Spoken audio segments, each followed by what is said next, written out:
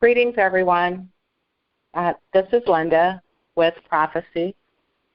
ProphForeSee is a Truth Uncompromised Media Network presentation.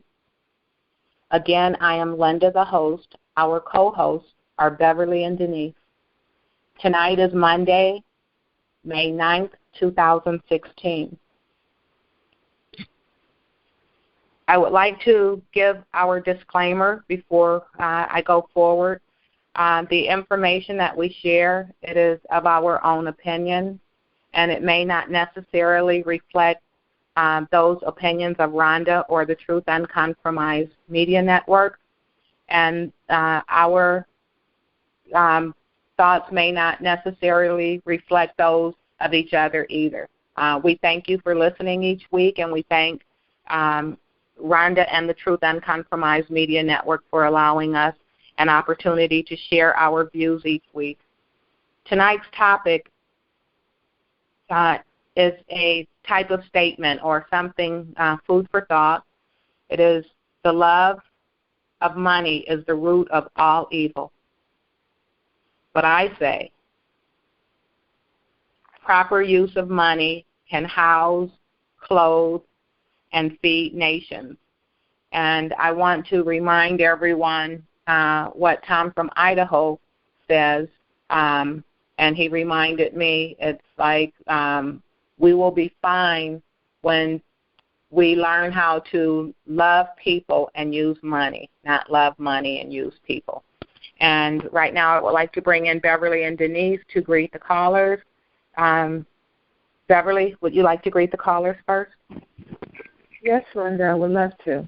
Greetings all. Welcome to the call tonight. Sit back and enjoy. With that, I yield. Thank you. And Denise, would you like to come in and greet the callers? Yes. Peace and love. And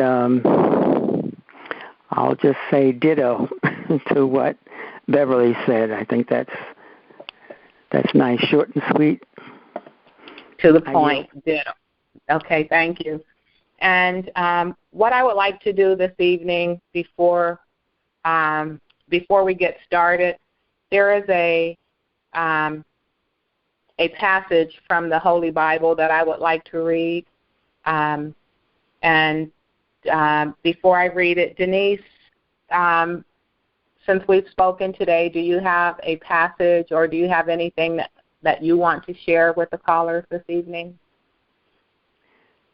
Yes, I just came up with something pretty short, and this is changing our mindset or a new attitude. The first time I ever heard Patti LaBelle's version of A Change is Gonna Come, I was choosing a song for my radio show, which was called Ruth, which means reveal and uplift truth of history. Also a play on words for Ruth, the biblical Ruth. The show was 1 hour from 12 to 1 p.m., Saturday afternoons. I told the station manager when she was playing all these songs, I said, that's the one. So I would play the entire song at the halfway point, and that brought a feminine energy throughout the station, and I felt our community, which is way out in the middle of nowhere. It also gave me a little time to talk with my guest, to keep our focus on the greater good. Patti LaBelle is right up on it. The change will come when we get a new attitude. We must change the way we think. And it always reminds me of something that the prophet Nobudrali said. He said, if I could get my people to think, they will free themselves. He said, I cannot free you. You must free yourselves. And then, of course, he said, I brought everything you need to build a nation, and now take it and free yourselves. think about it, we are now. That was over 100 years ago when he started out. But now we're at the right time. This is the time of Jubilee. He talked about that Jubilee situation at that time. And we're at the right place. We're on the earth. We're in this country, which he said, this is our home. We've always been here. And he told the people to prove that he was who he was. To do that, you'd have to use the Bible. And now we have the right stuff, which is the information starting with Yah, Allah.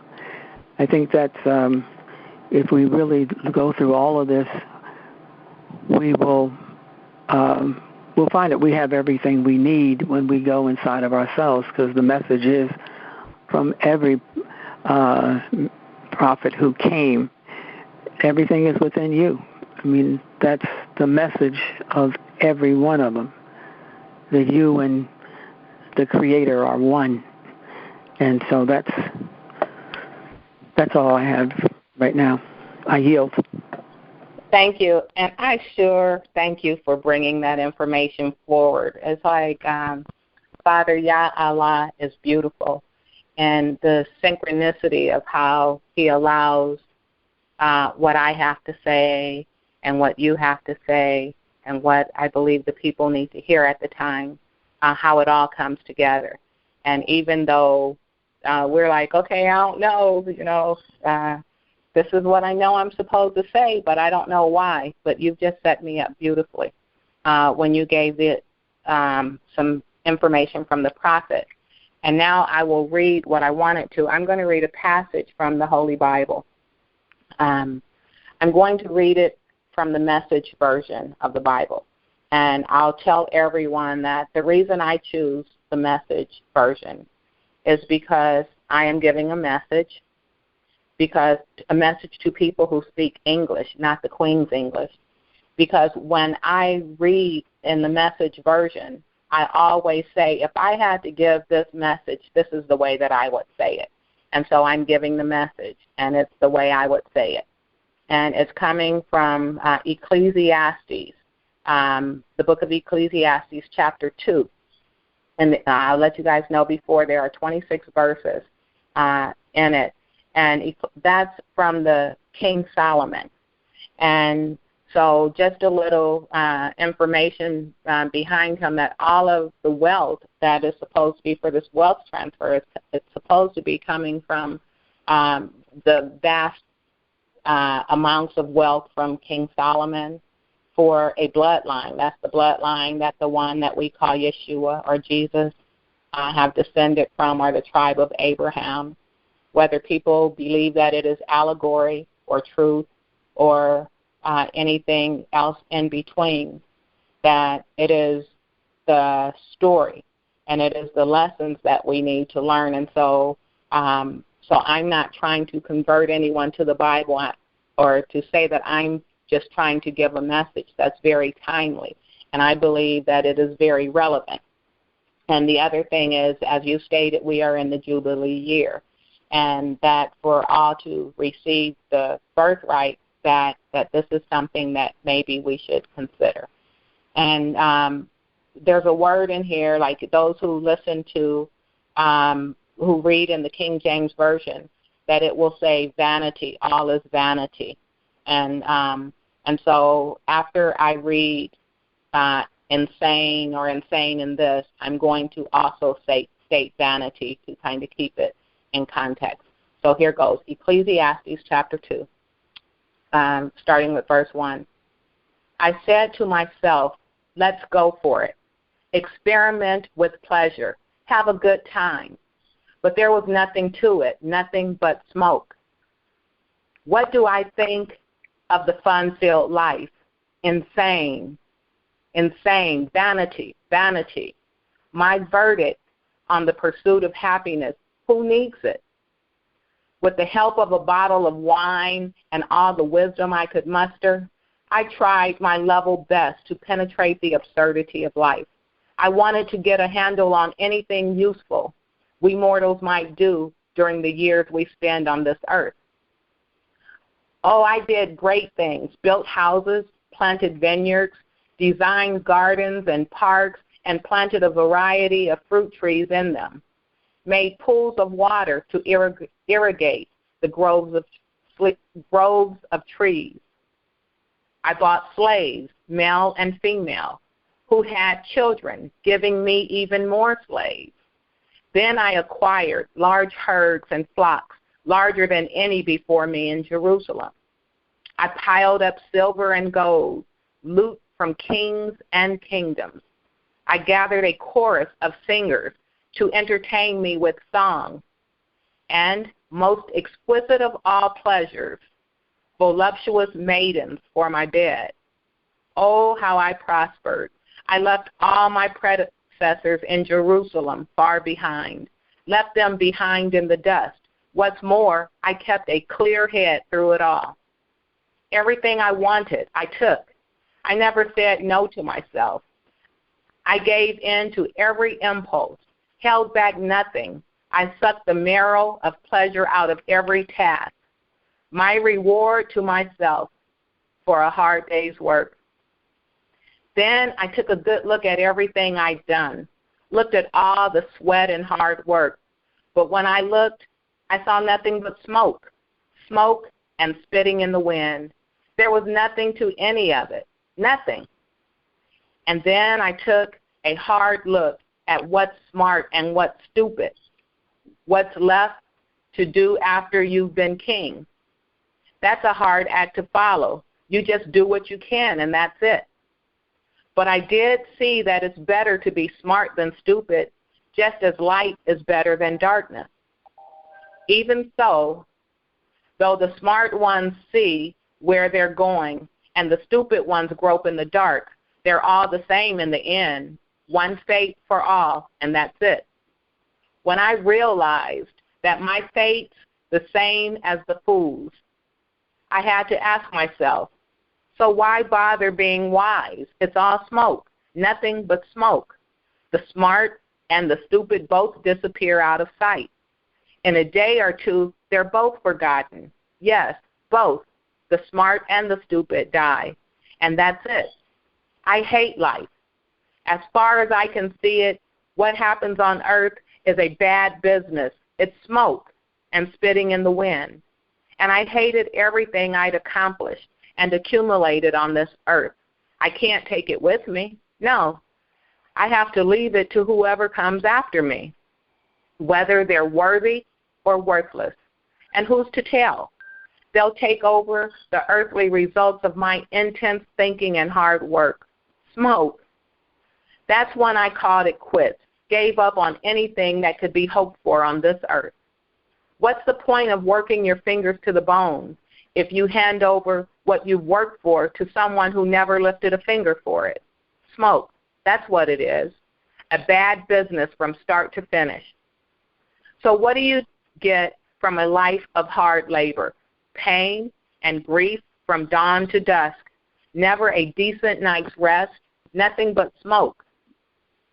The best you can do with your life is have a good time and get by the best you can.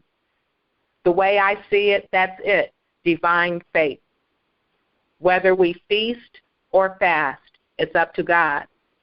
God may give wisdom and knowledge and joy to his favorites, but sinners are assigned a life of hard labor and end up turning their wages over to God's favorites, nothing but smoke and spitting in the wind.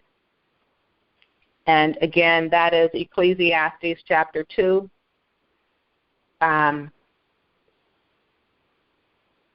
Ecclesiastes chapter 2, and I read it in its entirety. What I'm going to do is read the first verse and the last verse. I'm going to read it in an amplified version, and then we'll move forward. So it starts, I said in my mind, this is the amplified version, I said in my mind, come now, I will prove you with mirth and test you with pleasure. So have a good time, enjoy pleasure. But this also was vanity, emptiness, falsity, and futility. I said of laughter, it is mad, and of pleasure, what does it accomplish? I searched in my mind how to cheer my body with wine, yet at the same time having my mind hold its course and guide me with human wisdom and how to lay hold of folly, till I might see what was good for the sons of men to do under heaven all the days of their life. And that was verses 1 through 3, and I'm going to go to the last verse. It is verse 26 in chapter 2. It says, "For to the person who pleases him, God gives wisdom and knowledge and joy. But to the sinner, he gives the work of gathering and heaping up, that he may give to one who pleases God. This also is vanity, and a striving after the wind, and a feeding on it." And so again, that was 2 Ecclesiastes chapter 2 in the Message version, and then the first 3 verses and the 26th verse in the Amplified version, just to put more emphasis on the words. And so everyone may wonder, why did I choose King Solomon's words about life being vanity and the pleasures, and, what good is it to store up and be a good steward of things in your life when you die, that you don't know who it goes to. It could be a fool or it could be a wise person, but you don't have any control over that. And so we are looking right now, in this Jubilee year, we are looking to stand our lot and to receive our inheritance and to be good stewards of it moving forward and operate in trust. And so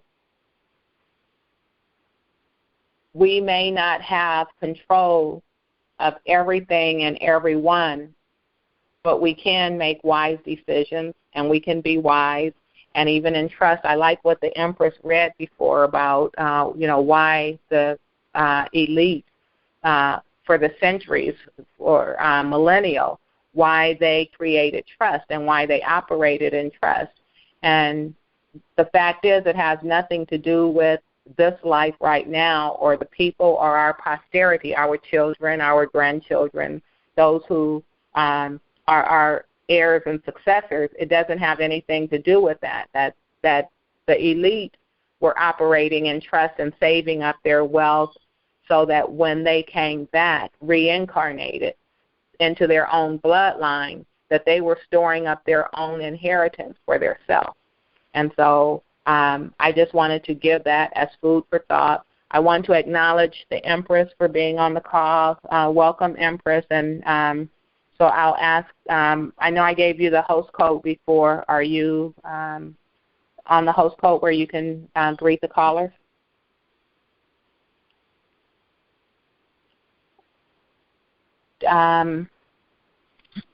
Beverly, can you hear me?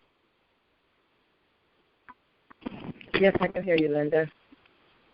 Can you look for a number that the prefix is 980 and probably look probably towards the last 10 people that may have come in and see? Yes, I see it. I see the number. Okay, can you unmute that call, please? Okay. Empress?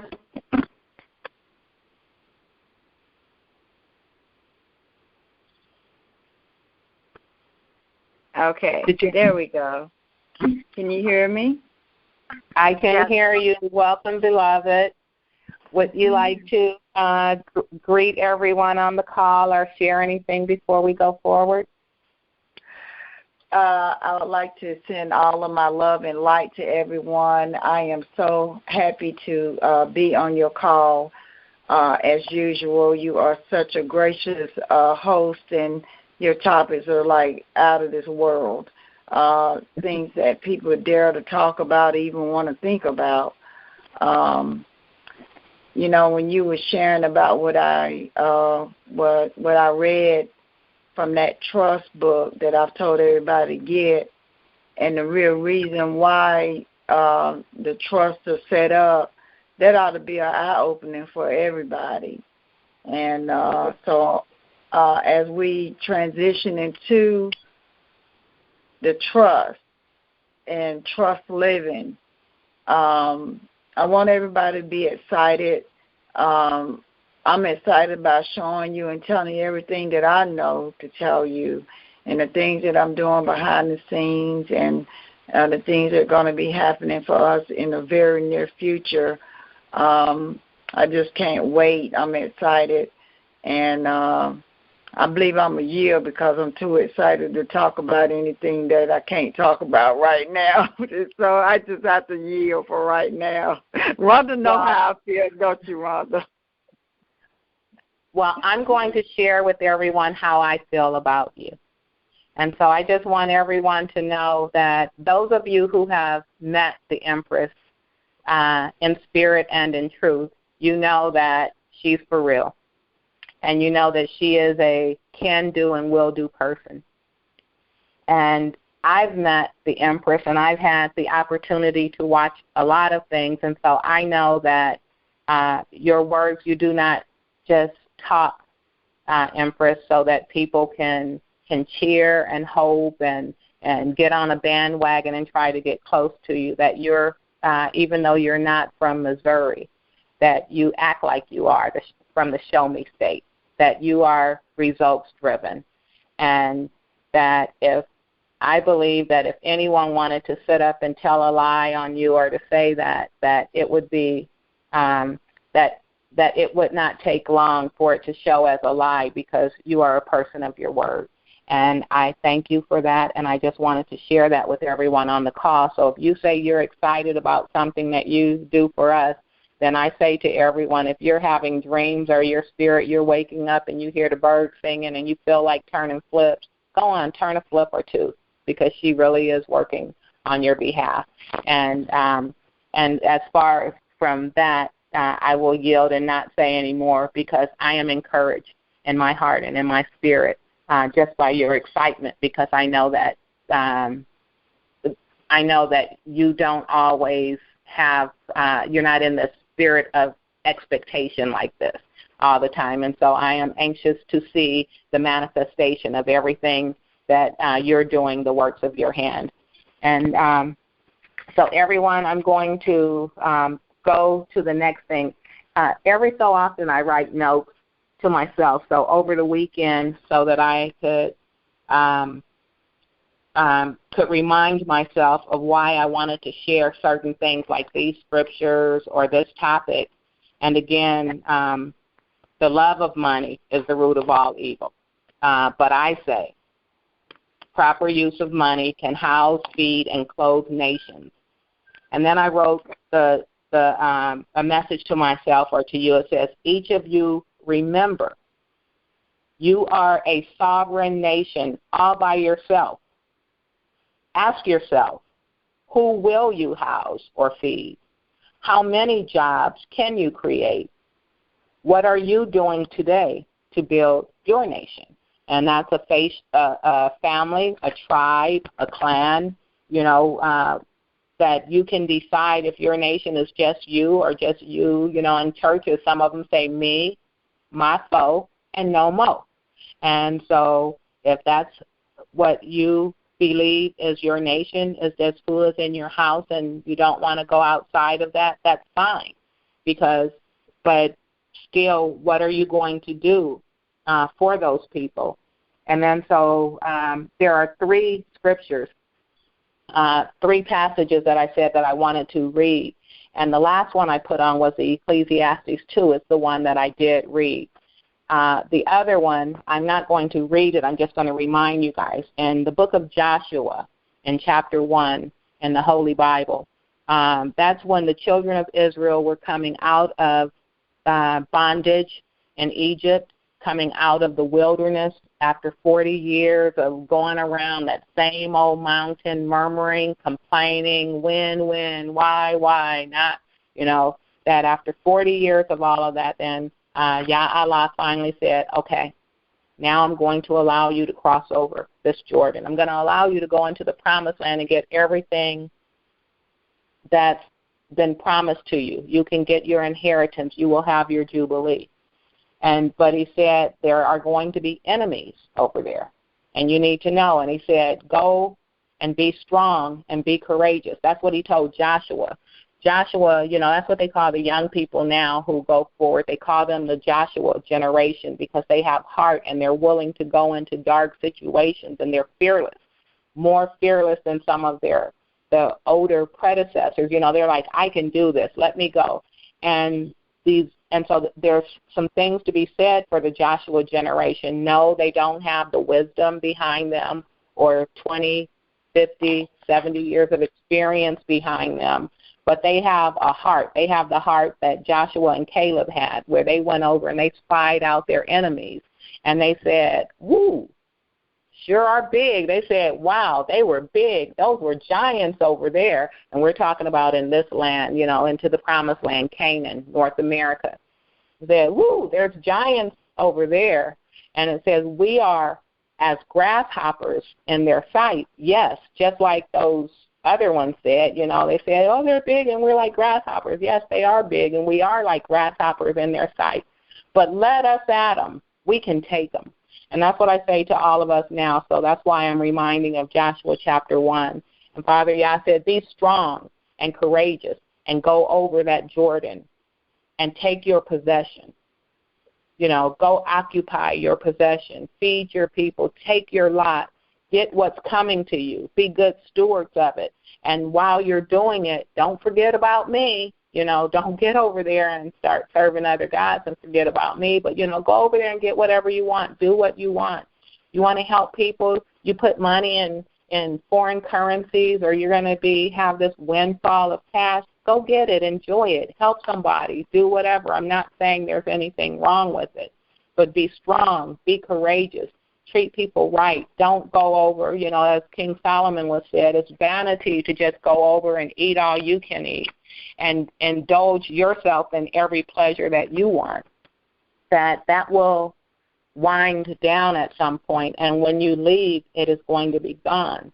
But if you go over and you build up other people, you help, your nation encompasses others and more others and more others, then when you leave, you've left a legacy in your family, in your nation, and in others, because people will not forget your good works, especially if it helps them to build. And so now I'm going to, so that scripture, and later I'll read Isaiah chapter 61.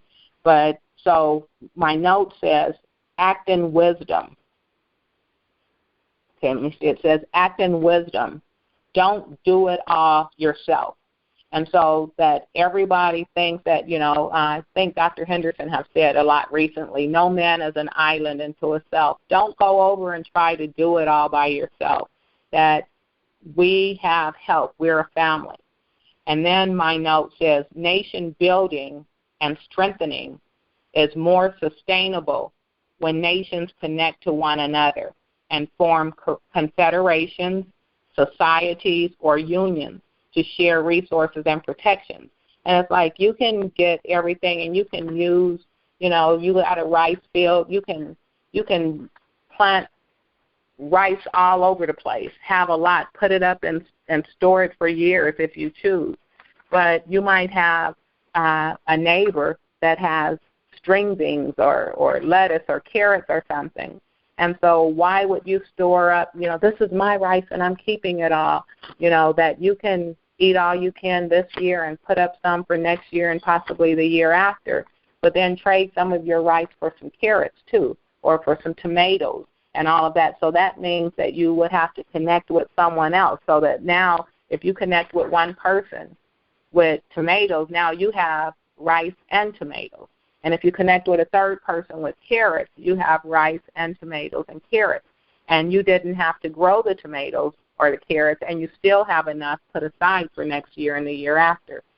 So the next thing, because I said connect with those, I put a caution. I worked as a trainer in corporate America, and I would always, in indoctrination training, I would always tell people when they come in the door, be careful who you connect yourself with when you come in. Everybody's going to get a friend. Make sure you don't connect yourself to somebody who's on their way out the door, because everybody knows that at every job there's someone that doesn't talk to people right, doesn't come on time, don't do that, but they have a big mouth, and they're always in people's face. And so when you come in, it's like you don't want to connect yourself to the person who's on their way out of the door or who who has unfavorable relations with others. And so so what I wrote is caution. Be careful who you connect yourself to. You must be like-minded in your associations, one heart, one mind, one spirit. And then because we've been studying treaties and constitutions, I put in your charters, in your constitutions, and in your treaties, because again, we're building nations, so we want to make sure that we are on the same accord with those people that we form allegiances with. And then I said that there are some articles that I wanted to read. I don't have access to internet all the time, so I didn't get a chance to pull the articles, and so it's good because I didn't want to really read the full articles, but I wanted to share some things. That on the website, whitehouse.gov, again, White House, WHITE, house.gov, that there's a section where you can go into the briefing room or the things that, President Obama, his executive orders, and some proclamations that he's made recently and all of those things. And so one of the things that made me look at it, someone spoke of the President Obama's transition plan, and it's an executive order that was put on the whitehouse.gov site last week on Thursday, the 6th. It was Thursday. That's probably not the 6th, but the date that it was put on the site was on the 6th. But it was last week on Thursday that the transition plan, I guess the executive order, was written and sent to the press that he has, and the White House press. And so that transition plan, it tells that every president does it. That's what happens, that before the president leaves office, they always put out their transition plan and say, so that when the next president comes, they'll have a peaceful transition, that for the monetary part and for the laws that are still, or maybe the things that they're still working on, so that the transition is really smooth and so that it's peaceful, because we know that sometimes that Republicans do not want to welcome a Democrat president in or that. And so normally in October, between October 6th and October 12th, the last maybe 4 presidents has put out that transition plan. And we know that the elections occur in November, and then the new president is sworn in on January 20th. So October, November, December, January. So it's about 90 days prior to the transition is when the president puts out his transition plan. Well, President Obama put his out in May. And so why would it be so soon put out in May for a peaceful transition, unless there was something going on where we needed a peaceful transition? And so I'm putting that out, and I'll ask everyone, if you're interested, go to the whitehouse.gov website and read it. And again, it's an executive order for President Obama's transition plan. And some of the other executive orders I looked at while I was on there, and I'm just going to give a brief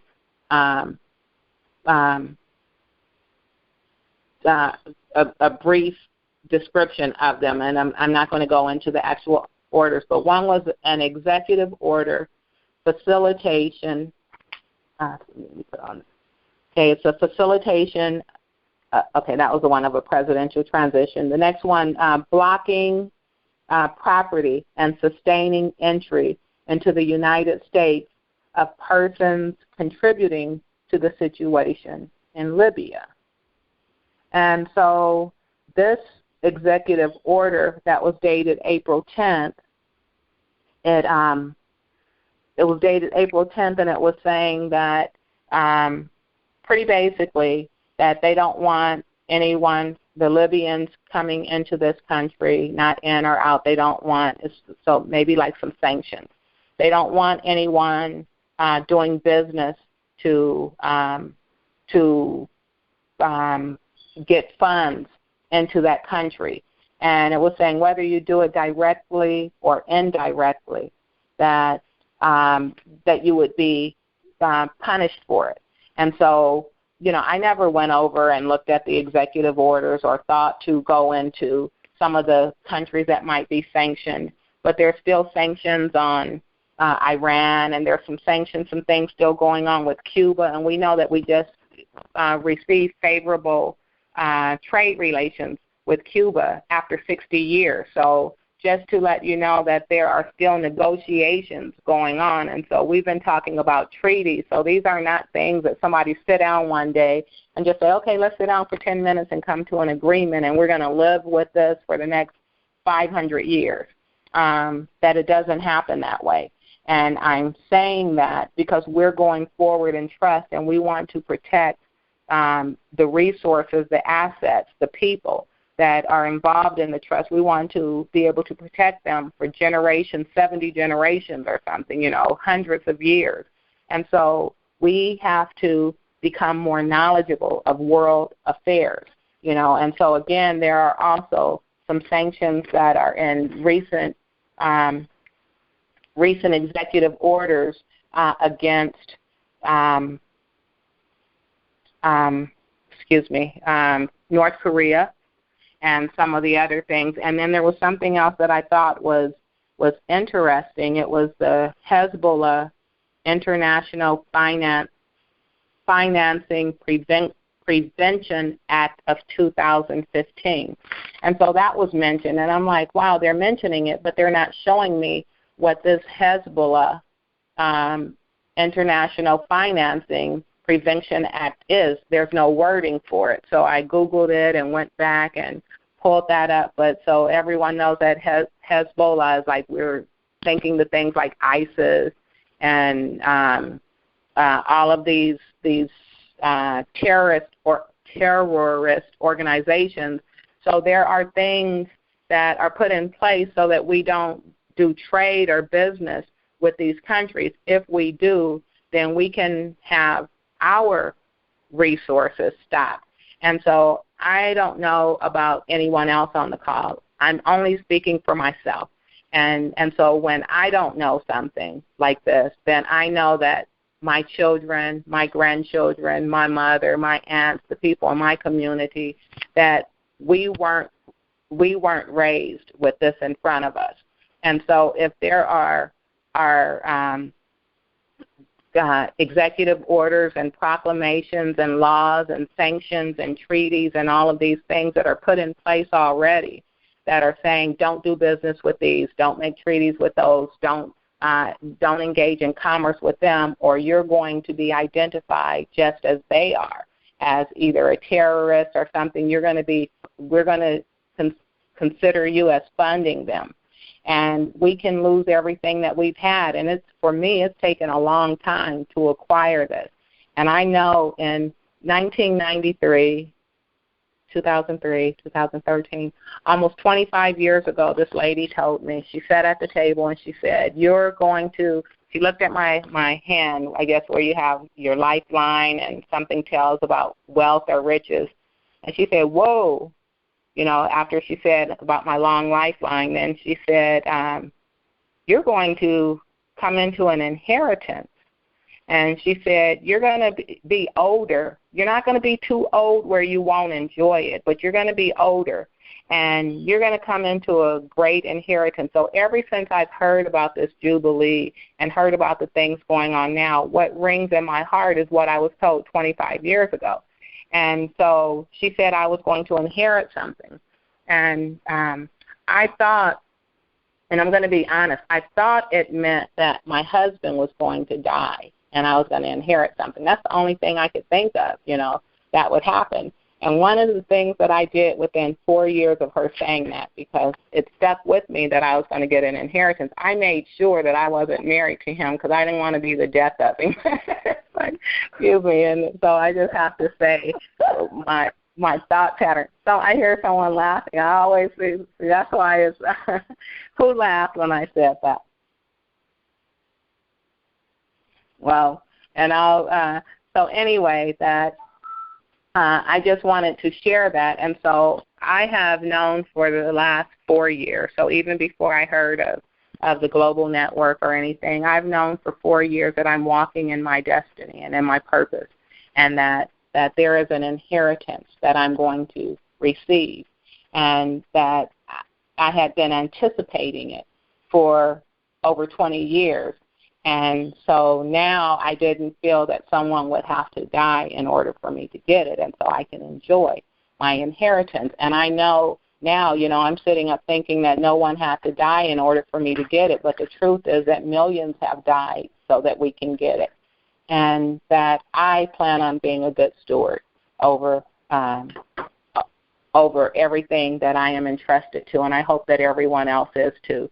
And I'm going to stop right here for a minute and invite Denise. Is there anything that you would like to say or share at this time?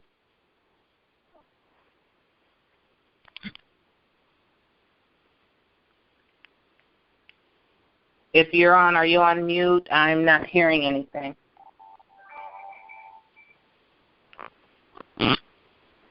Beverly, can you hear me? Yes, Linda. Okay. And so once again, Denise, I'll give you the opportunity to respond. Would you like to say anything at this point?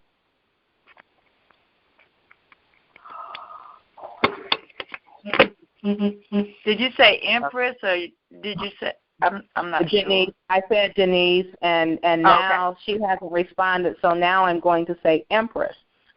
Because maybe something I said provoked something that you may want to caution us with, or that maybe I said something that you need to straighten me up or whatever. Please feel free, Empress.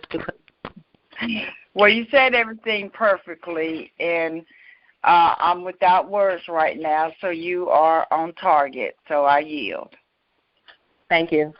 And Beverly, what about you?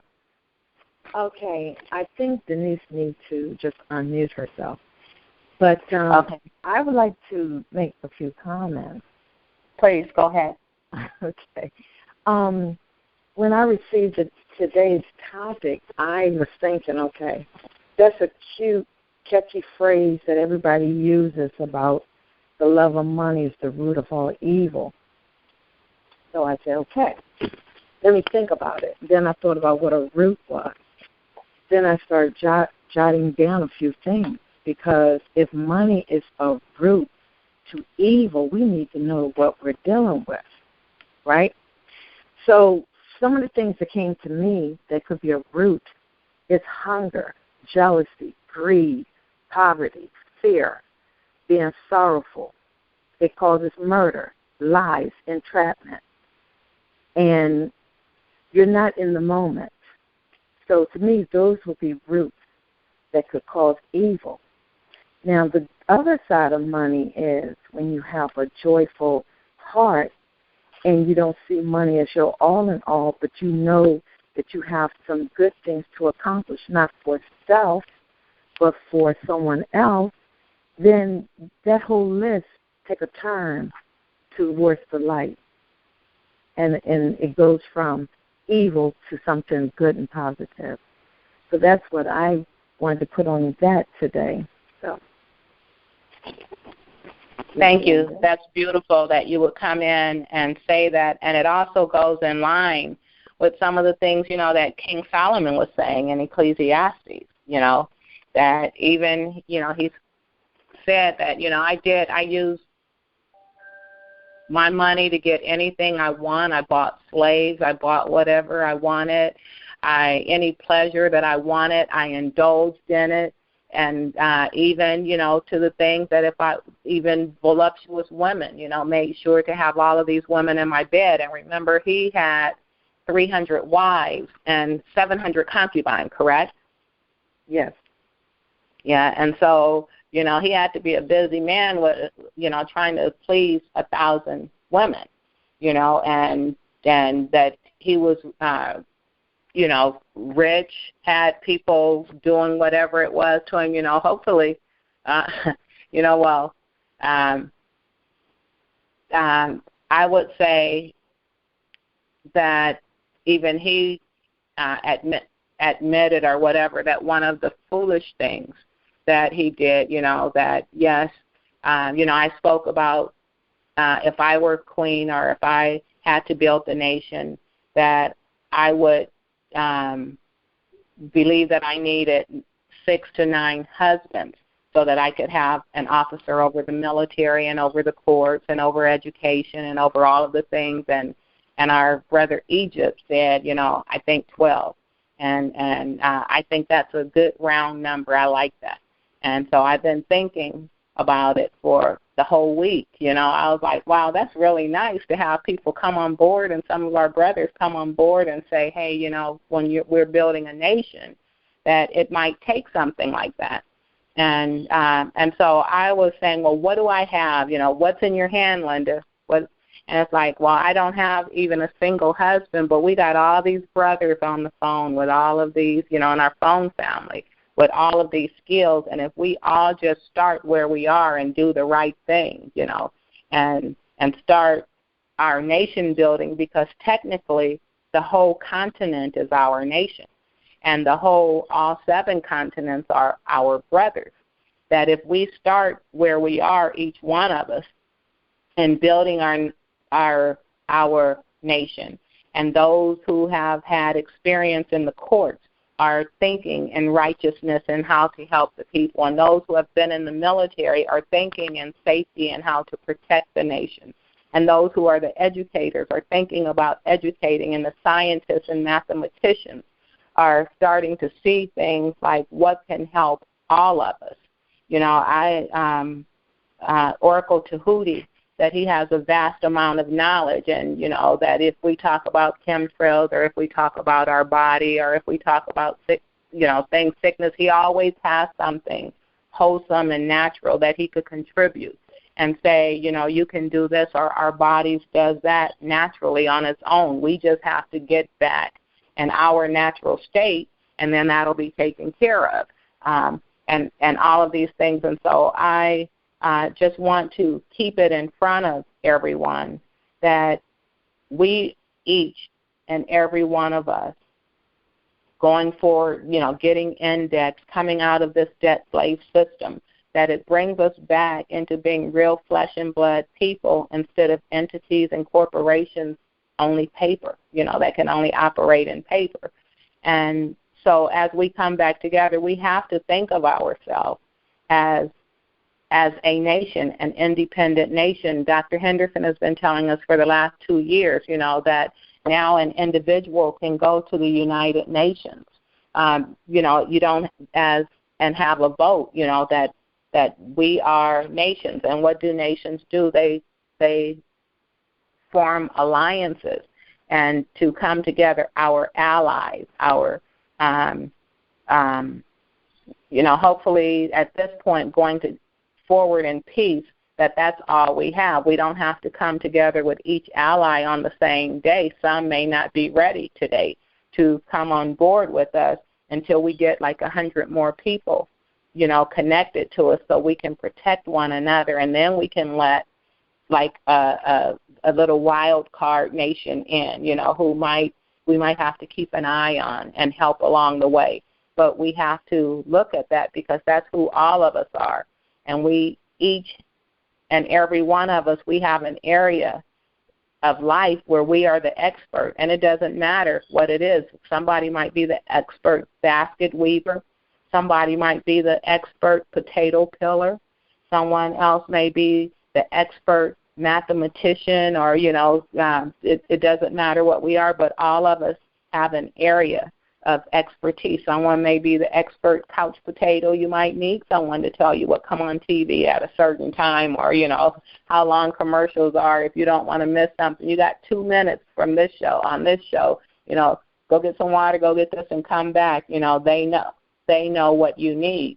And so we have to value every person's gift and what it is. And again, I'm going to try, Denise, in case you're on, I'll give you an opportunity before I go forward. And there's something else I would like to read right now. Denise, is there anything you would like to share right now? Linda, she's still on the board, but I don't know why she can't come in. Okay. And sometimes her phone and mine, sometimes you're on the phone and they say I was talking, but nobody heard me, and she said that on a couple of calls to us. So I'm going to let everybody know what I'm holding in my hand right now that I'm going to read is the Charter of the United Nations and what is it? The Statute of the International Court of Justice. And so I'm not going to read a lot, but I'm going to read one paragraph from their introductory note, and I'll read their preamble and one other thing. The introductory note, it says, the Charter of the United Nations was signed on 26 June 1945 in San Francisco at the conclusion of the United Nations Conference on International Organization, and came into force on 24 October 1945. The Statute of the International Court of Justice is an integral part of the Charter. And so now I'm going to read the preamble of the United Nations Charter. It says, we the peoples of the United Nations determined to save succeeding generations from the scourge of war, which twice in our lifetime has brought untold sorrow to mankind, and to reaffirm faith in fundamental human rights, in the dignity and worth of the human person, in the equal rights of men and women and of nations large and small, and to establish conditions under which justice and respect for the obligations arising from treaties and other sources of international law can be maintained, and to promote social progress and better standards of life in larger freedom, and for these ends to practice tolerance and live together in peace with one another as good neighbors, and to unite our strength to maintain international peace and security, and to ensure by the acceptance of principles and the institution of methods that armed force shall not be used save in the common interest, and to employ international machinery for the promotion of the economic and social advancement of all peoples, have resolved to combine our efforts to accomplish these aims. Accordingly, our respective governments, through representatives assembled in the city of San Francisco, who have exhibited their full powers found to be in good and due form, have agreed to the present Charter of the United Nations and do hereby establish an international organization to be known as the United Nations. And it was a year ago that I highlighted some of the things in this, so I'm only going to say some of the things that I highlighted from the preamble. There's only one there's only one phrase. It says, to establish conditions under which justice and respect for the obligation arising from treaties and other sources of international law can be maintained. And it was a year ago that I highlighted this, and I didn't know anything about the treaties or anything then, but I did know that in the Constitution that the Native Americans, the original, the autochthonous natives of the land, that they are protected by the treaty and the Constitution, and that if nothing else applied to that people's group, that what would apply is that in the Constitution, I think it's Article 6, the Sixth Amendment, it says that the United States Corporation would be held to those treaties. And so we're saying like the Treaty of Peace and Friendship and the ones to the Indian groups and the Cherokee, all of that. So that if the Constitution is always being usurped, that there are treaties that come back into play. And I just wanted to share that. In Article 2, there's a one. It says, the organization and its members, in pursuit of the purposes stated in Article 1, shall act in accordance with the following principles. And then number 1, it says, the organization is based on the principle of the sovereign equality of all its members.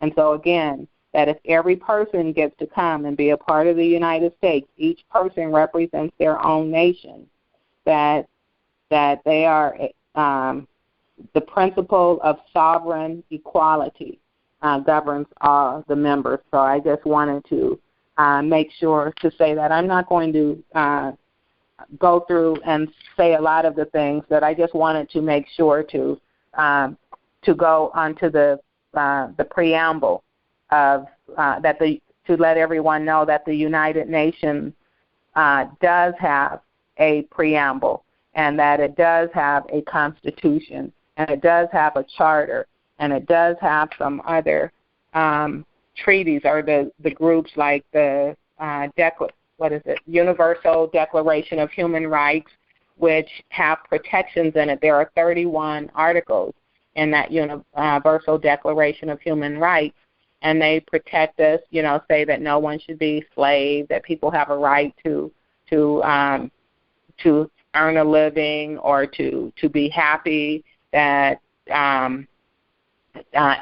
in the Universal Declaration of Human Rights, the thing that I've always been amazed with on it is that it talks about people, and it talks about persons, and it talks about entities, and it talks about human rights, and it talks about mankind, and all of these things. And once I said to Dr. Henderson, it's like, what is the reason for that? Why?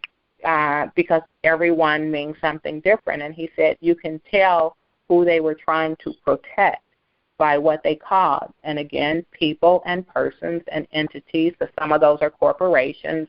Some are mankind. And the other ones who are not mankind could possibly be beast kind or robot kind or clone kind or, all of the other things. But all of the people are protected in the Universal Declaration of Human Rights. And so I would suggest that everybody become familiar with it, because remember, going forward, we're going to be governed by common law, ecclesiastical law, and international law. And so the three of them is a multi-law, which is the omnibus law, which is a combination of all of them.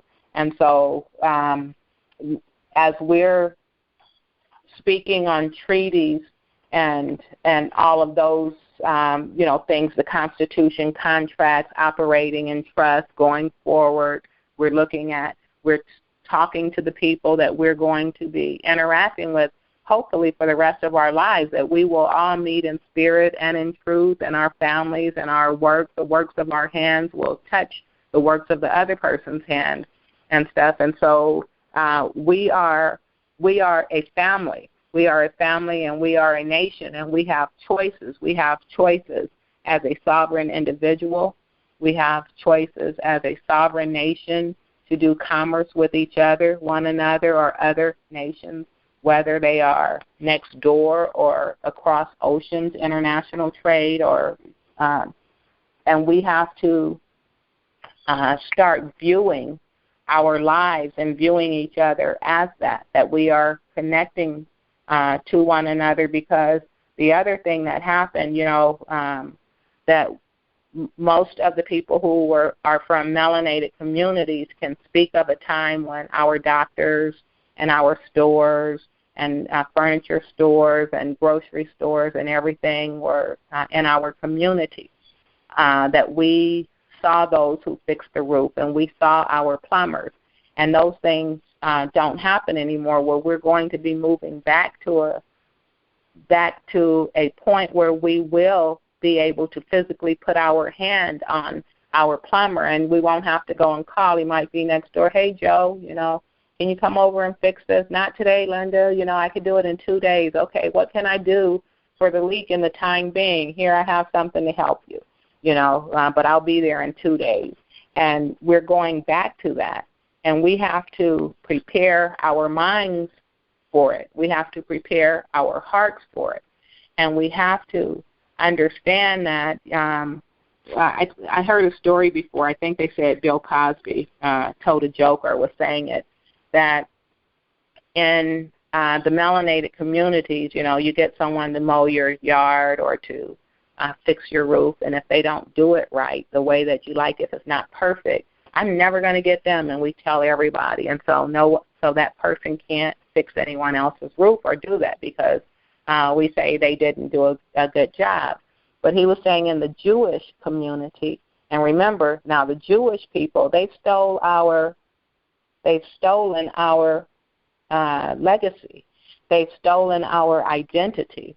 And so he was saying that, but these people, that when they have their children finish high school or what, they go send them to work. If you want your son to be a plumber, he goes to be plumber with the guy around the corner or uncle. Or if you want them to be a roofer, they go to work with the roofer, or the ones who start their business, that they get started and everybody in their community supports them. You could have the raggediest roof that it is, and they'll be like, wow, look, Joe's boy did my roof, and you see that it's not good. And so everybody sees that, the shingles are crooked, but they rejoice in the fact that Joe's boy is the one that did. And it's like, wow, okay, he needs a little help. Send him over. He could do, I don't need a roof on my house, but I got a rental around, a few miles away. Let him go put a roof on my rental. And then he gets better from that second one. And then somebody say, oh, he did a better job on that rental. Okay, he could go help my son. Well, we have to get to that point where we allow everyone to make mistakes, and that it doesn't have to be perfect the first time. But what should be perfect is our love should be perfect. Our respect for one another should be perfect. That our help for our nation, building our nation, that's what should be perfect. Because the other thing that I'm bringing that up, because the other thing that I've noticed now, I'm getting outside of the community that I lived in where there are no businesses anymore, that they have to go back. Now I'm getting back to our country. When I was younger, that everyone who worked at the airport or at an auto dealership or in a factory or those were the people who had these real high-paying jobs. And they had been in the factories for 20 and 30 and 40 years, some of them. Well, there are no more factories in our country. And that where there are, that the people in the community that I live, they don't have the factory jobs in the city, And that in the country where there were paper mills, that the mills were shut down, or most of their business in countries where that was the only employer for maybe 500 families. And so maybe now it's only down to 50 families where they have. So we have to come back to the point where we're making something, where we're employing people, where that's our that where we have timber. We let our land grow trees for, that my family, we sell timber. And so what happens is every 13 or 14 years you sell all of the timber, but when the people buy it, they have to plant trees again, and then in 13 or 14 years you can sell that again. Well, we have to get back into the business of being in business, have our trees, have our paper mills, building our nation, because we can't be a total consuming nation, or all of our wealth, riches, and prosperity is going to go to someone else's nation that went ahead and built everything. So if we want to sell clothing, we might need to get a factory and some sewing machines and start training our women, again, to do what we've always done,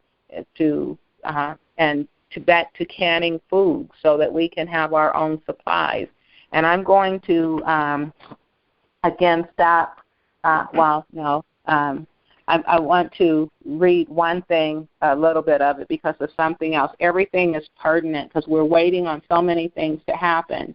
But what we forget is for everything that we want, for every good thing that comes, that sometimes there has to be something that's given up.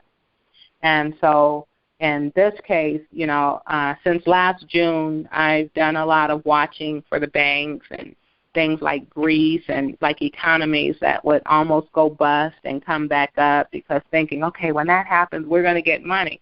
And so almost like we have to wait for something negative or bad or a collapse for someone else in order to have prosperity for ourselves. And so when there's talk like things like a War Powers Act or whatever, that a lot of people don't understand what a War Powers Act is, or when someone speaks of an Emergency Bank Relief Act of 1933, because we talk about how terrible the Federal Reserve is and the tricks that they did in the 1913 and 1933, the things that happened, and then the 50s and 1964 and the 70s when we went completely off the gold standard. And so I'm going to read something, and so I'm going to have to tell where I got it from, because this is something because I get a lot of information off of the internet. So this is from a site called DeRosa World, and it was from March 8th, 2010. And so this is a reminder what a president can do when the nation is in crisis. And so it says the Emergency Banking Act, the official title of which was the Emergency Banking Relief Act, was an act of the United States Congress spearheaded by President Franklin D. Roosevelt during the Great Depression. It was passed on March 9, 1933. The act allowed a plan that would close down insolvent banks and reorganize and reopen those banks strong enough to survive. In summary, the provisions of the act were as follows. So again, remember it's saying that if banks became insolvent for whatever reason, which in the last 2 years we heard that maybe our big 4 or 5 may have some problems, that there would be some things put in place to help them to reorganize and reopen. And so this is not a lot that I'm going to read. So it says Title I, Section 1, to affirm any orders or regulations the President or Secretary of the Treasury had given since March 4th, 1933. Title I, Section 2, to give the President the ability to declare a national emergency and have absolute control over the national finances and foreign exchange of the United States in the event of such an emergency.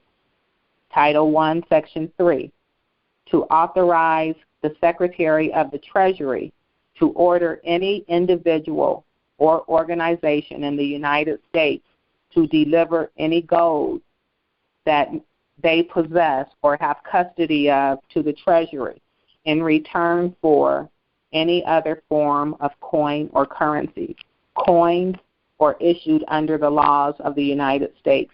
And so, again, I want everybody to know that I'm talking about the United States. That's the 10 square miles.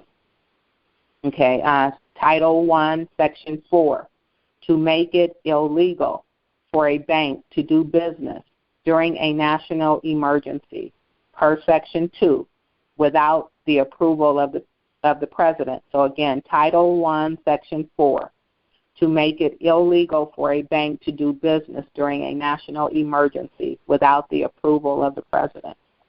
Title II, to enable the comptroller of the currency, a post in the U.S. Treasury, to take complete control of and operate any bank in the United States or its territories, and to establish the terms and conditions under which the bank is bank is administered. And so Title III, to allow banks to disown their debts with the permission of the comptroller of the currency and the majority vote of their stockholders.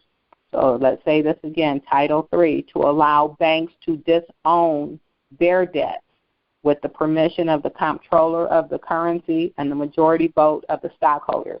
I just want to say again, we're talking about the United States, everyone, and the Treasury, and I'll go into that after why I keep stressing that. And so they get to disown their debt. Title IV, Section 401, to allow Federal Reserve banks to convert any U.S. debt obligation, such as a bond, into cash at par value, and any check, draft, banker acceptance, etc., into cash at 90% of its apparent value. And it didn't say of its value, it said of its apparent value. So I'll say that because of fiat money. Title IV, Section 402, to allow the Federal Reserve banks to make unsecured loans to any member bank at an interest rate of 1% over the prevailing discount rate. Title IV, Section 403, to allow Federal Reserve banks to make loans to anyone for up to 90 days if the loan is secured by a general obligation of the United States, such as a Treasury bond, for example.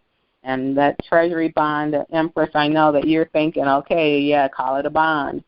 Title V, Section 501, appropriation of $2 million to the President for carrying out this legislation. So again, Title V, Section 501, appropriation of $2 million to the President for carrying out this legislation. Title V, Section 502, a severability clause. And it says the Emergency Banking Act was introduced on March 9, 1933, to a joint session of Congress and was passed the same evening amid an atmosphere of chaos and uncertainty, as over 100 new Democratic members of Congress swept into power, determined to take radical steps to address banking failures and other economic malaise. The sense of urgency was such that the act was passed with only a single copy available on the floor, and most legislators voted on it without reading it. The Emergency Banking Act of 1933, passed by Congress on March 9, 1933, 4 days after Franklin Delano Roosevelt declared a nationwide bank holiday, combined with the Federal Reserve's commitment to supply unlimited amounts of currency to reopen banks, created de facto 100% deposit insurance. So that's the FDIC. This act was a temporary response to a major problem. The 1933 Banking Act, passed later that year, presented elements of longer-term response including information of the Federal Deposit Insurance Corporation. Again, that's the FDIC. And then this was from the link that I got. It was just telling me that it was posted from the current affairs of history on this DeRosa world. So again, the reason I wanted to share that, and I probably shared it back in September, but parts of it. But again, because this is the talk. People are waiting for currency to revalue. They want it to. They're waiting for banks to go down. That they want to know that when a global currency reset happens, that it might mean the banks close for a day or 2 days or a week, and then it comes back up. And so I just wanted to share with everyone, that we believe many times that we're seeing something new. And a lot of the things that we're witnessing, that it is new. But the tricks that were put in place, or the protections for the corporation and all of that, they're not new. That they put protections in place for themselves hundreds of years ago, and they keep modifying it and remodifying it for every situation that they're going through.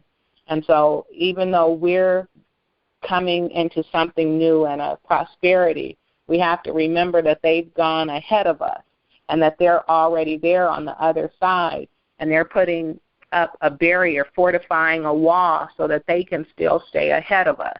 And so they will go ahead and put obstacles in our way that will slow us down so that we can't catch up to them or get ahead of them in areas where they don't have new legislation or anything. So one of the things that I want everyone to remember is that although we're learning new things and we're doing this, that there's nothing really new under the sun, that they have their same old tricks, and so we have to understand the system that they've used for thousands of years, tens of thousands maybe, or hundreds of thousands of years, that the elite have used this to protect themselves and their wealth and their families and their power, and that we have to just believe it and not think that, because I think Duana asked earlier, should I go to one class or, it was a different call, I apologize. Should I go to one and then stop, and choose another class 6 months down to go and study? And it's like, no, get all the education that you can while you can, not only from what's on the cause, not only from the Empress or the Dr. Henderson or my call or Rhonda's, but everyone still needs to get what they can on their own. And that these calls, yes, we bring information to the forefront, but there is a responsibility that everyone has for their own nation to be knowledgeable. And there may be something that you can find that others find who are not doing calls and be like, wow, that maybe can be shared with everyone else. So this is not a passive activity for everybody to just come and listen to a call and talk and it's a meet and greet. It's not. This is very serious business that we're just trying to, we're not even at point zero yet to come up. And I really appreciate the Empress for saying, I'm not going to send you out with a pistol half-cocked, loaded and half-cocked and no bullets in it or whatever, just sending you out. You think you heard something and you can do it, but you're defenseless. And so I'm sharing this and in this way that we all have to consider ourselves as a nation. And if we're not connected in a way with our nation and to know who our support is and what we're doing and where we can get the other things that we need within this nation, then we're not ready to go running off by ourselves. And that's what I just want everyone to know, because we are anxious. And I've been waiting a long time, and I know that others have waited much longer than me. People talk about waiting for 20 years for suits to be resolved, lawsuits to be resolved so that they can get what's belonging to them. But, it's still in the scheme of building a nation and the scheme of the life of a nation, that 23 years is not a long time. we're just all glad that we don't have to wait the 23 years because, or we didn't have to wait the 10 years or the 5 that some are just coming aboard.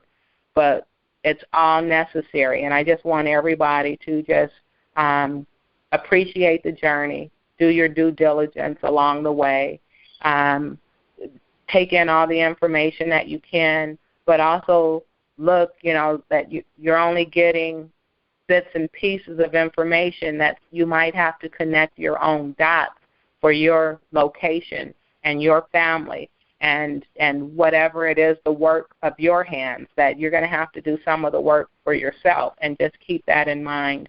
And with that, I yield. And once again, I will ask you first, Denise, if you're on the call. Do you have something? I can hear you. Greetings. I miss you. I'm so glad you made it. I'm so glad. Welcome back. I was talking and trying to get somebody to hear me, but nobody could hear me. So I went off and came back. I don't know what happens to my phone. We have been given some instruction. This is, like we're talking about being a nation and these things now. We have been, or humanity has been in the herd state. Sometimes we say that, we're in the herd state and we're looking for leaders and we don't do anything and whatnot. It's like we're waiting for the shepherd to come, and then you have people saying, well, we're the shepherds. I went to a meeting with all these ministers because I was told to go, spiritually told to go and give them a body of information about who we are and that we are the people of the book. And I had all this information. I had been talking to ministers one-on-one here in this little place where I am. And, I really wasn't up to all of this because that's not my background, but it was something I was given to do. So I said, okay. Anyway, I left them all, individually. I only did about 4 of them. Then I found out that there's a council of ministers that meet. These are melanated people. They meet trying to do something in this community to help and all that through the churches. And I found that they did these meetings, and I got myself invited. I found out who I should speak to and all that. So I said, well, maybe if I do this once with a group of them, I can get the information out at one time. And interestingly, I sat through their meeting. Then I was given 5 minutes to give a little presentation, which was to get myself invited to speak before them. And they were talking like all around me about we're the shepherds and we're protecting the flock, like I'm coming in to do something against the flock, and I'm going in to them who are the heads, the leaders, the shepherds, to get permission to speak to them as the shepherds who, if they were accepting or whatever, this body of information I was giving them. I wasn't going to the sheep. I was going to them, being respectful. And they were going to give me an answer of when to come and sit with them if they agreed to it. Well, I never heard back from them. And they were saying little things, we are the shepherds, we're this and we're that, letting me know we're not going to let you come in and do something to the flock, the sheep. We're protecting ourselves from, we're protecting them from you. So I'm just throwing that in there to say that we are of like minds on these calls. And we're strengthening ourselves because I guess we understand what we'll be up against. And I know there is this part of this whole thing to go to the ministers. There's that part of all of this because it has to be done, and we'll have to see where that leads. Also, we deal with the people who are in these secret organizations. I won't name any, but they have, they have come through a system that started with the non-melanated people to teach us the information in the secret organization, so they know who all these people are and all that. And I know I have heard that when the prophet came, he went into the secret organization, the major one, and said there will be no more secrets. He said, you are buying back the information that was taken from you. The secret information in this organization is your information. And so we don't seem to be recognizing that as a fact. And these are the people who are, in a sense, controlling for these other people, controlling us. They give us the information which we don't know is our own information. And then we are controlled by that because they take in all the ministers and the leaders and all that. And then there are these fraternities. And I'm not trying to put a bad eye on them. I'm just saying all of this is what has to be dealt with. And we have to understand the part that they play in being over our people who are kept in this herd state. But we're in another age where the knowledge and understanding, we're in an air sign. Aquarius is an air sign. And the information is just out there. It's everywhere. It's in the air. It's in the street. That's where the people are who will listen. They're in the street.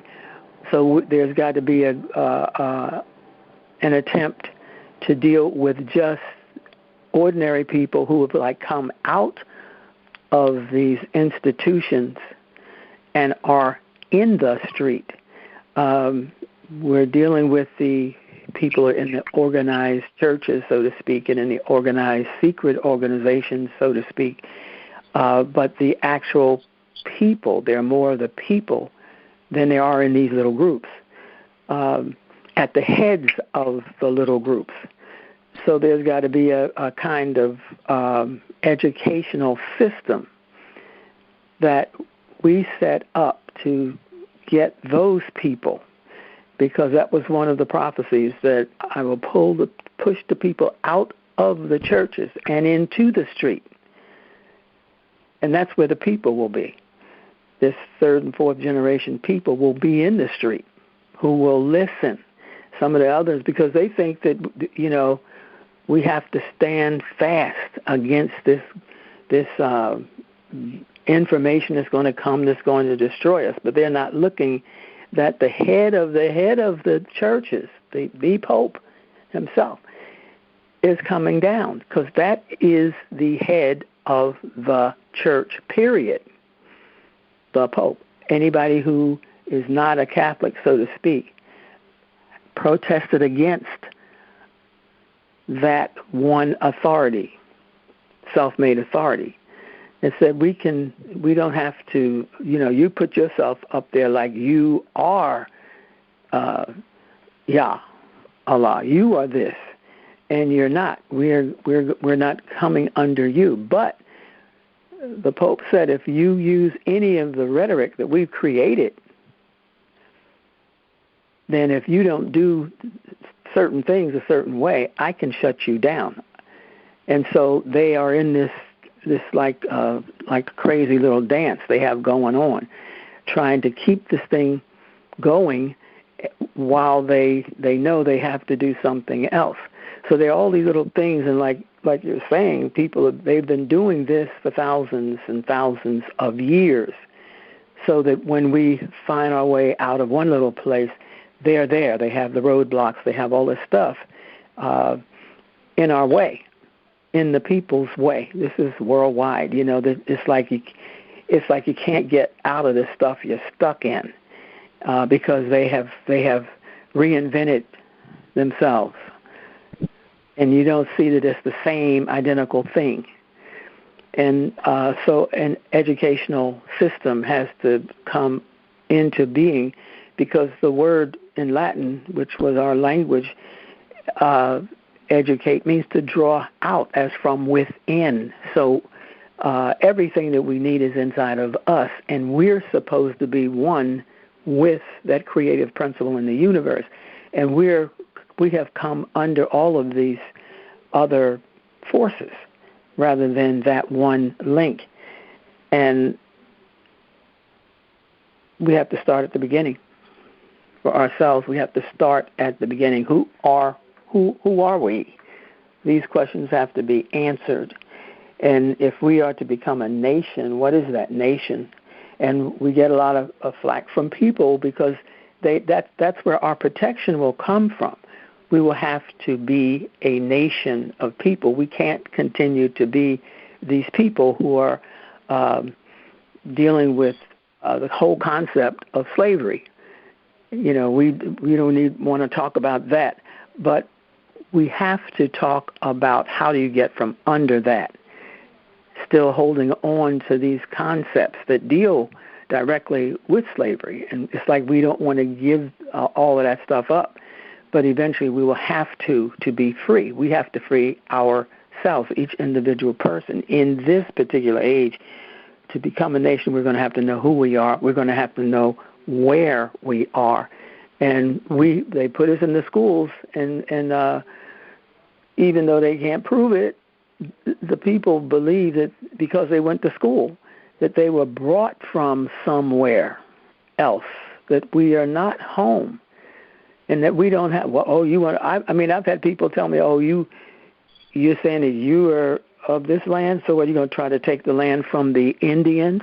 And putting me in a situation where I've got to defend myself from claiming to be of this land.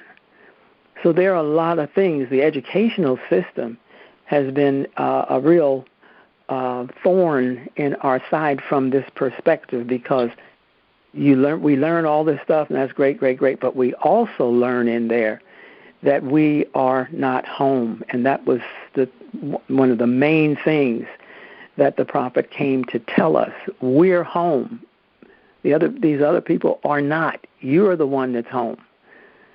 And we fight things like that because we think we're taking the land from the Indians or the land, and all of us, if we went back into our histories, it's like we're Indian. In my family, I'm Blackfoot and Cherokee. But like my grandmother would say, we've been here since time immemorial, but we are no Indians. It's that word that she was talking about. We were here, but they did this thing to separate us and put them with the land and us on a ship getting here. It's very interesting how messed up this is, and how do you get into it so that we can understand. And then we come to this whole thing about indexing, to actually say that we have a right, we're feeling guilty, a right to actually gain this inheritance here. Why shouldn't it be across the Atlantic? Why, and we go across the Atlantic, and our leaders do that, and they get over there trying to be, to be with our brothers on the motherland and all this. It can be very confusing to people. So all of this has to be dealt with too. And why? When did all this start? When did it happen? This thing happened to us, and why this happened? I don't know what happened. All of these things, it's not something I don't think to be labored, but it's something to understand and get that piece ready so that this can be facilitated as easily as possible, because the whole concept, from what I'm understanding of indexing and of the trust, all of that, is some kind of a guilt feeling. You can't do that. You know, these people aren't going to let you do that. At what people? What are you talking about? You know what I mean? It's all of that that's in here also.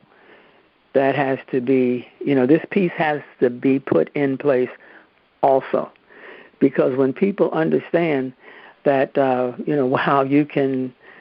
how that whole thing goes with the trust, and I'm not, because I really don't know a whole lot about that, and I will say, lost a house at one point in time because I didn't understand this. It was about 25 or more years ago.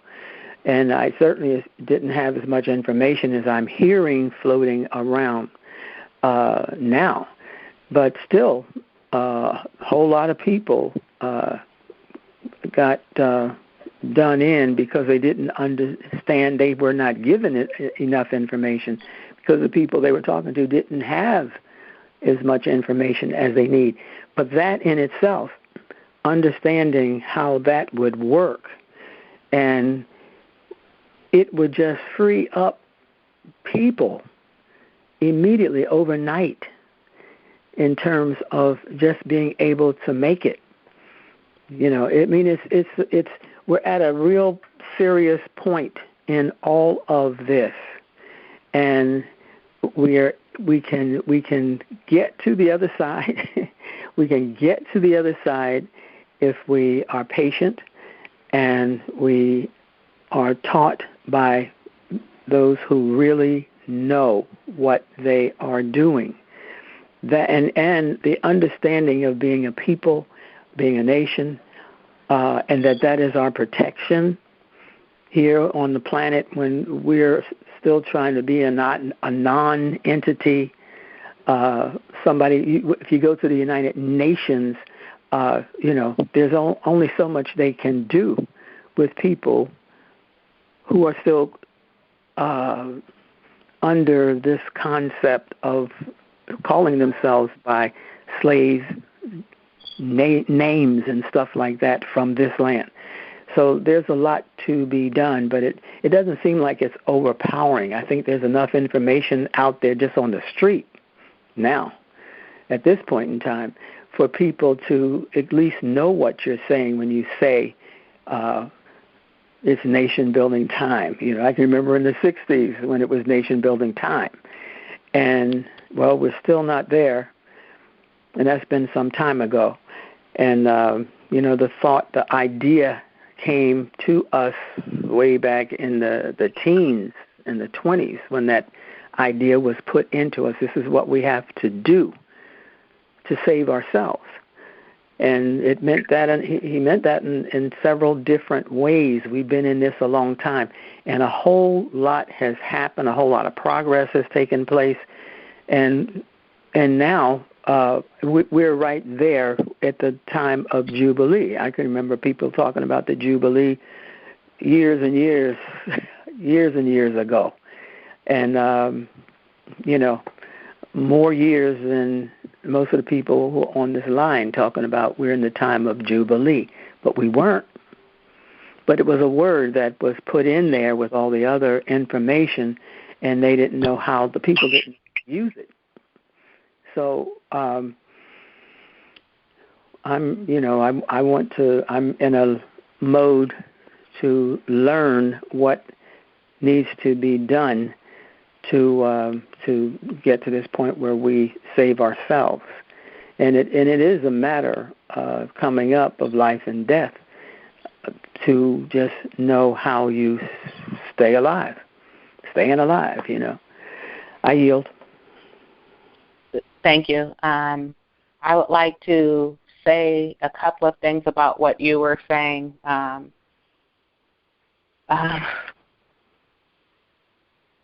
it's so much, when we talk about the indigenous people here, and I read something earlier, and I kept saying, this Bank Release Act is talking about the United States. It's talking about the United States, not about America, not about tribes, not about that. They were talking about the president of this 10 square miles gets to dictate, what happens with banks and the world. And on top of dictating it and saying close the banks or start martial law, if there's a banking holiday or what, that he would even get paid $2 million for doing it. And I'm using that as an example because there's so much at stake with people's lives, and that they were talking about treasury bonds to be redeemable at a price of 90% of what the price is that they say it is. And so when I think about treasury bonds, the only bonds I think about are the birth certificate, which is a bond. And that the only value of this dollar, or what, like some people say that the Federal Reserve note, that its real value is 4 cents, but they say that it's $1. And so if the bank closed, the bank could get 90 cents on each of these fake and phony dollars that are really worth 4 cents. These notes that right now no other nation even wants them, that it's something that we're stuck with in this nation. I'm just bringing some things together to put it out, like what I was thinking about when you were talking. One of the other things is that when we talk about the tribal people, or they say you had to defend yourself on this land. I was listening to a conference call about people, like I listen to a lot of different conference calls. Some of them are from the Republic, some are like liberty groups or other things. So when there's someone talking about the Indians, I want the Republic back.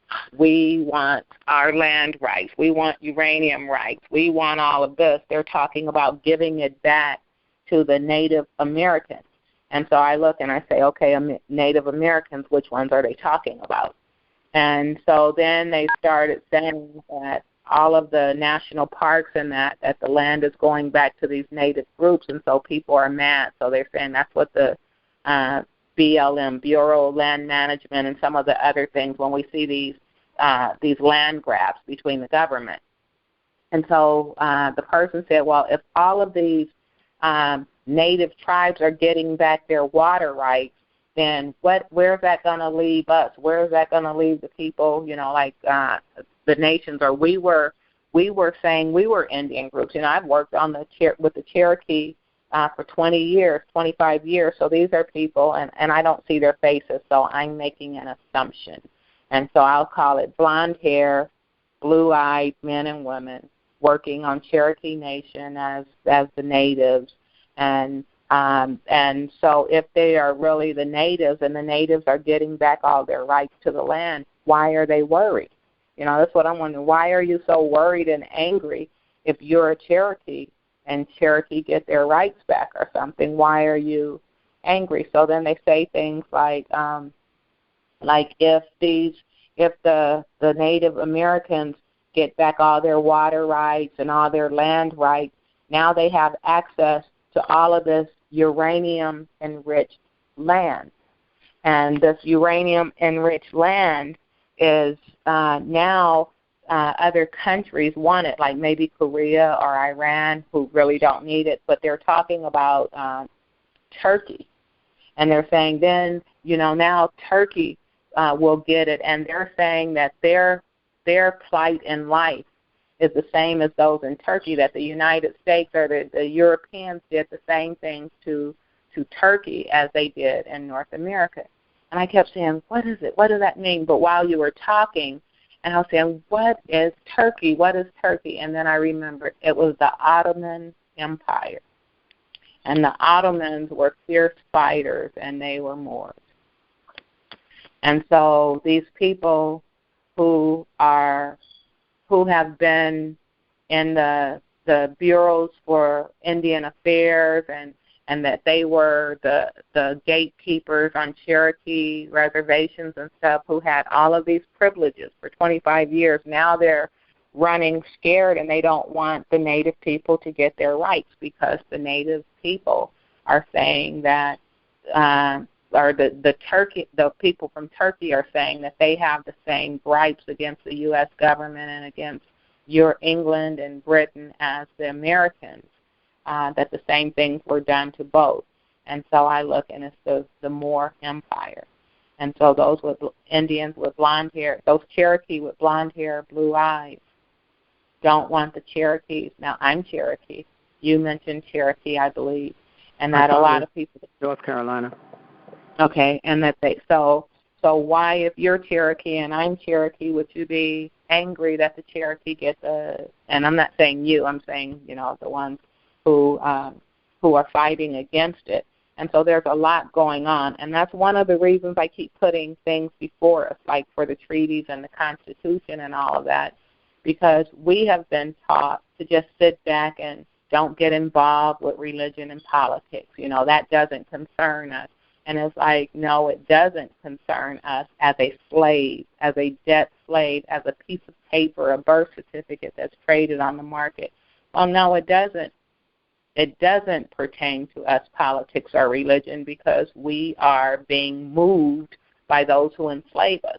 But when we become a flesh and blood breathing person, and we want to move and operate as such and in trust, where we want to be the one moving that piece of paper, then we better get involved in politics and religion and all of those other things, because those are our birthright, and that's where the secrets lie. And that if we close our eyes and if we pretend that it doesn't involve us, or if we think that we're going to get our hands on a few dollars and we can run out and spend it and get what we want, we will be broker. Then when I say broker, I'm talking about more broke financially and definitely more broke spiritually. We will be broke in if we don't proceed with caution and in trust and being informed, and if we don't take the time to get the knowledge and the information, and not just to get it, but to really get it, so that we can operate in it every day and not get caught by the tricks, so that we can know what some of the tricks are. And with this, I'm going to yield. Empress, are you still on the phone? Yes, I am. See, it's like you can listen. I know you were on mute. It's like, I know you got to be on mute, because the only thing you say, I could tell him. Do you have anything you can share with us about anything I'm saying, or am I on target? Am I getting off base? No, Queen and I are just sitting here listening to you, because she's like the servant of the eyes, and I'm the servant of the ears.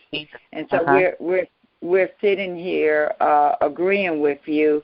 We just wanted to just put some expression on a couple of things to make sure that people understand and understand what you're saying. And you're doing a fantastic job, and so is Oracle Denise. What we wanted to add to that was, when you were reading out the titles, we want to express that those titles are for them in Washington, D.C. They don't apply to the people on this land over here. And that when we're talking about the Banking Act, now you have to remember, now these are all thugs that came from the water and bought that water crap onto the land that drowned our people.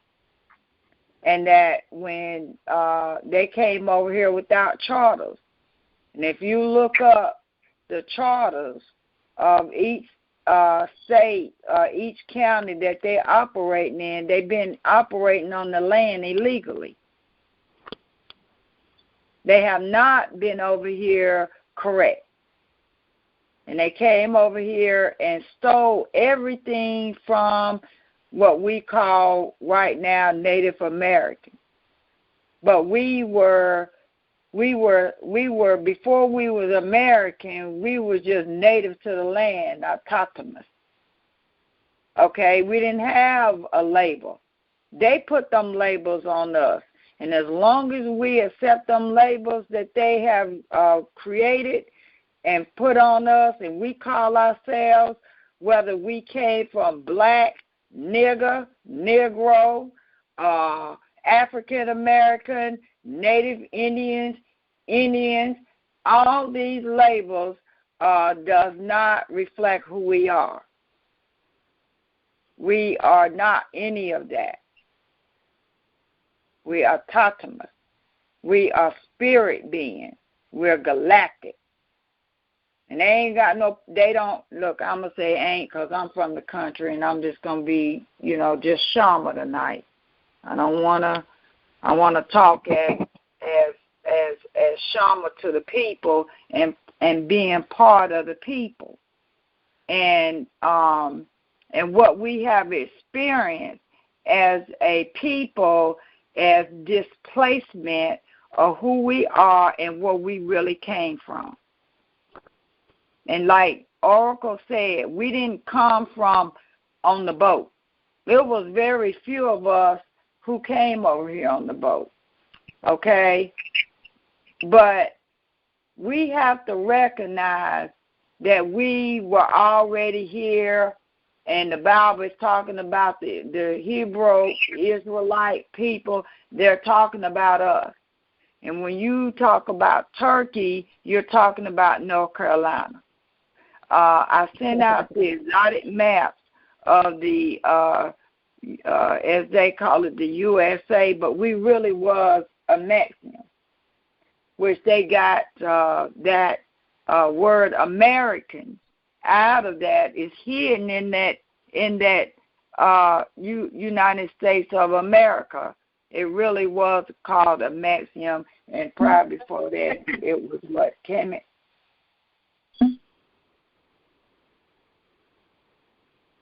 But we connect with the fact that they hid everything in the name America. And so when you look at the exotic maps that I sent out earlier during the beginning of the trust call, or maybe I did that on the private trust call. But when I send out the exotic maps, when people are thinking about, they talking about the foreign land over there, which over there is, let me pull up the map, and I can tell you a few things, because I don't like to talk without looking at this map, because we have to understand that when they talking about New England and London and Greece and all that, they're talking about over here. See, that's the part that's going to blow people's mind, is when you start to look at, come on, computer, when you start looking at where they're talking about. And it was ironic that you were talking about Turkey. And when you see the exotic map on where Turkey and Greece is at, Greece is Philadelphia. Wow. Okay? And so they hid these maps and they turned everything upside down so we would be confused. And being in confusion have to do with the tones and the vibrations that they hid from us, so we would always be in a state of missing the boat and not being able to gather ourselves because of misinformation. and hiding the truth from us. Like Rhonda was talking about the tones, and I don't know what it is. When I get ready to tell the truth, my throat start acting up. But I'm going to get it out. But we have been miseducated as to who we are as a people, and the things that we are connected to have been hidden from us so that we would never be on beat. It was to deliberately, like this music, for instance. There are certain tones, and I can tell when I'm listening to certain music, and it had a boom, boom, boom, boom, boom, boom, boom, and it has this tone that messes with your heart chakras. And when your heart chakras begin to vibrate to certain tones, you begin to wake up and come into consciousness of yourself. And when you come into consciousness of yourself through the tone and the vibration, they can't stop you. You become awakening to the beat. And that's why they start making these self-made music off these computers.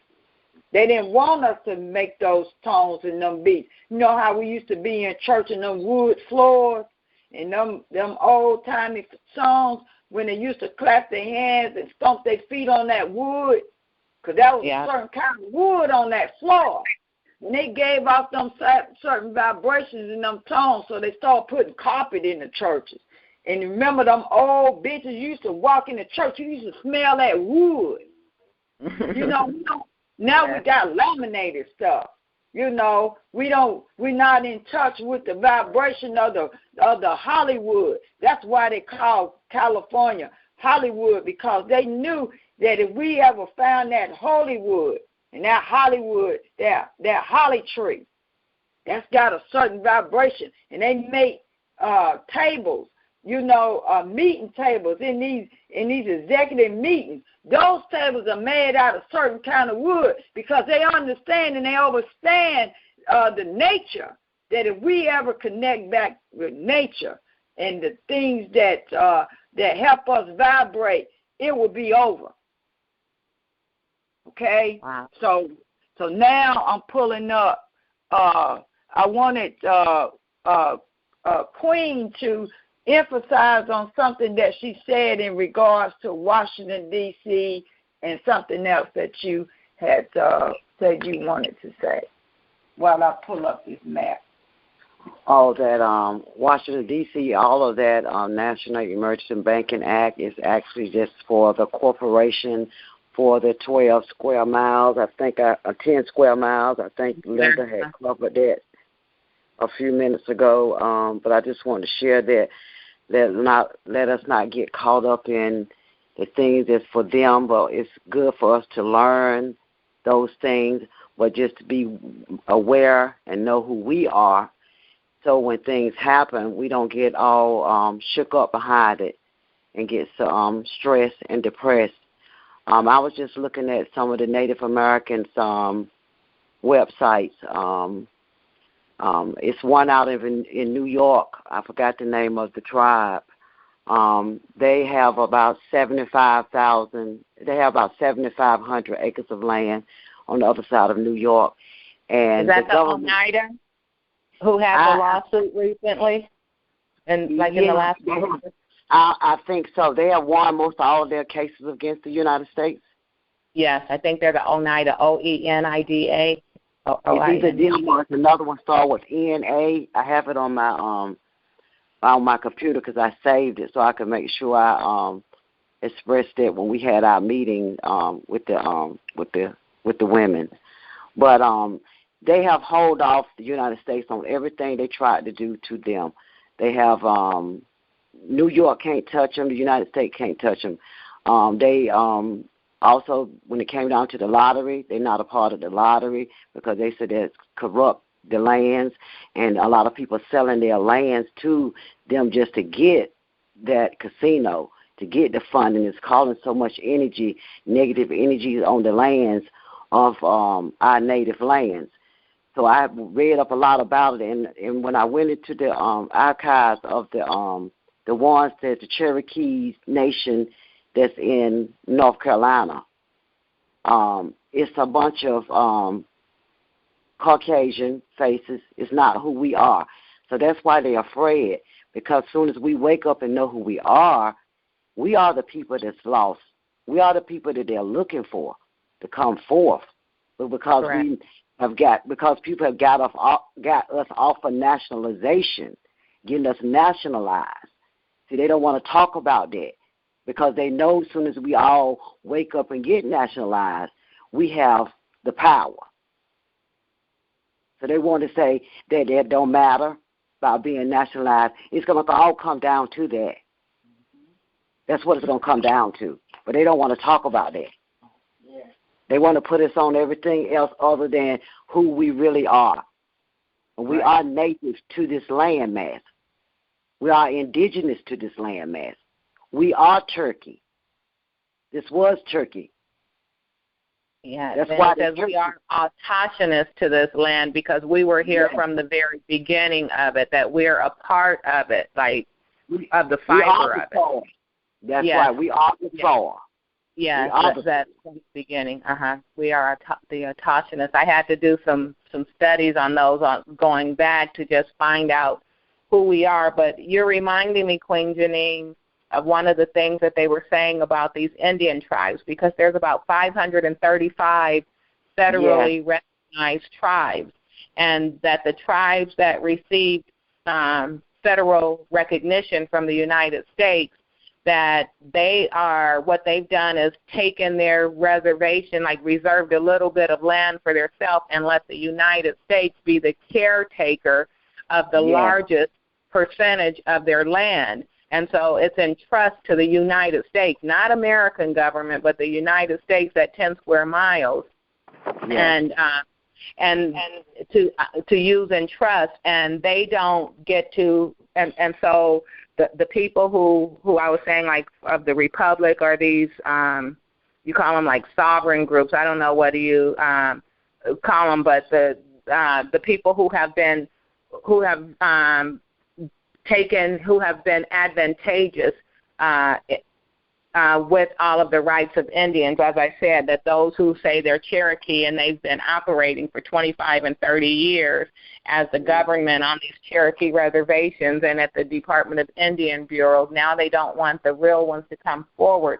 So they're saying that even those who are of the recognized tribes, now they want to have their cake and eat it too, meaning that they want to be on the reservation and make laws, and then they want to put their hands in what the United States is doing with the land in trust. Say we want to have a say-so of that too, because we're waking up and we're finding our place, and we want to have a say-so of our land, even though it was put in trust. But these people are saying, but, you know, they live on reservations, and they're just occupants on the land, because in the doctrine of discovery and all of that, the Christian discovery, that the United States government, when they allowed the tribes to remain alive and say, we're going to let you reserve this bit off to you. You have to be it because you're not Christians. You know, you can occupy the land as long as you say it's ours, that we'll let you stay here and reserve a little bit to you, but you have to say that it's our land, not yours. And so now with this turnaround and with the indigenous people being put back in their place, not just in North America, but on all of the lands, that is causing havoc. It's like a ripple effect throughout all of the continents, because people are being connected back to their land, to their birthright. And I yield back to you, Queen Janine. Thank you. I just want to share another thing, too, when Sis was talking about the vibrations. When they said that when they took the buffalo off the land, you know, they said that the old saying is that's when they killed the Indians. We have to bring back our things that rumble on our land, like the bison, the buffalo. That was part of our vibrations. When they took those things off our land, that's when we lost magnetic forces. We lost all the energies, because that was what our ancestors left for us to resonate with them spiritually. We was a spiritual people here. This was the most spiritual, pure land it was. And they know this. That's why everybody wanted to come to America, or Mexico. Because people here was about spirit. There was a Mexican told me one time, and it shocked me. I was listening to him, and he was like, they traded mirrors for land.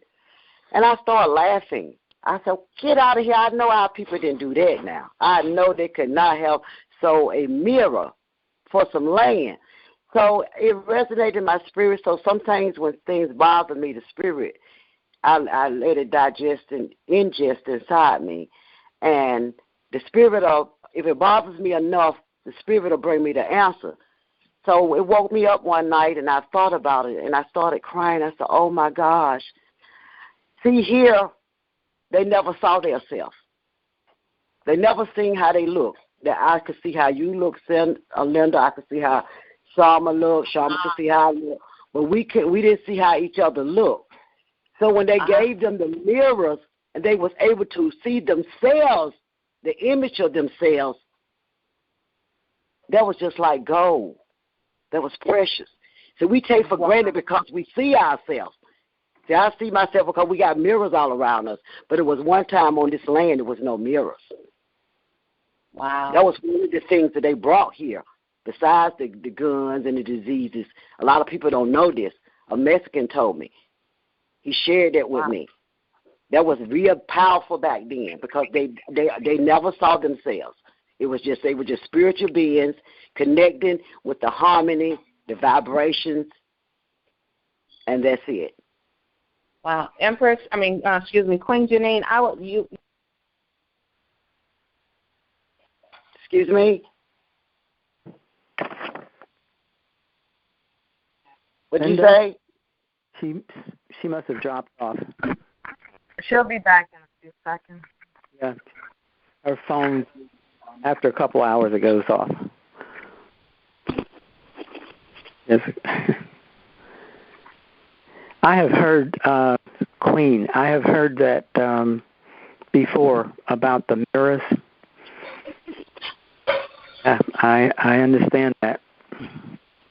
About the vibrations from the buffaloes? About the mirrors.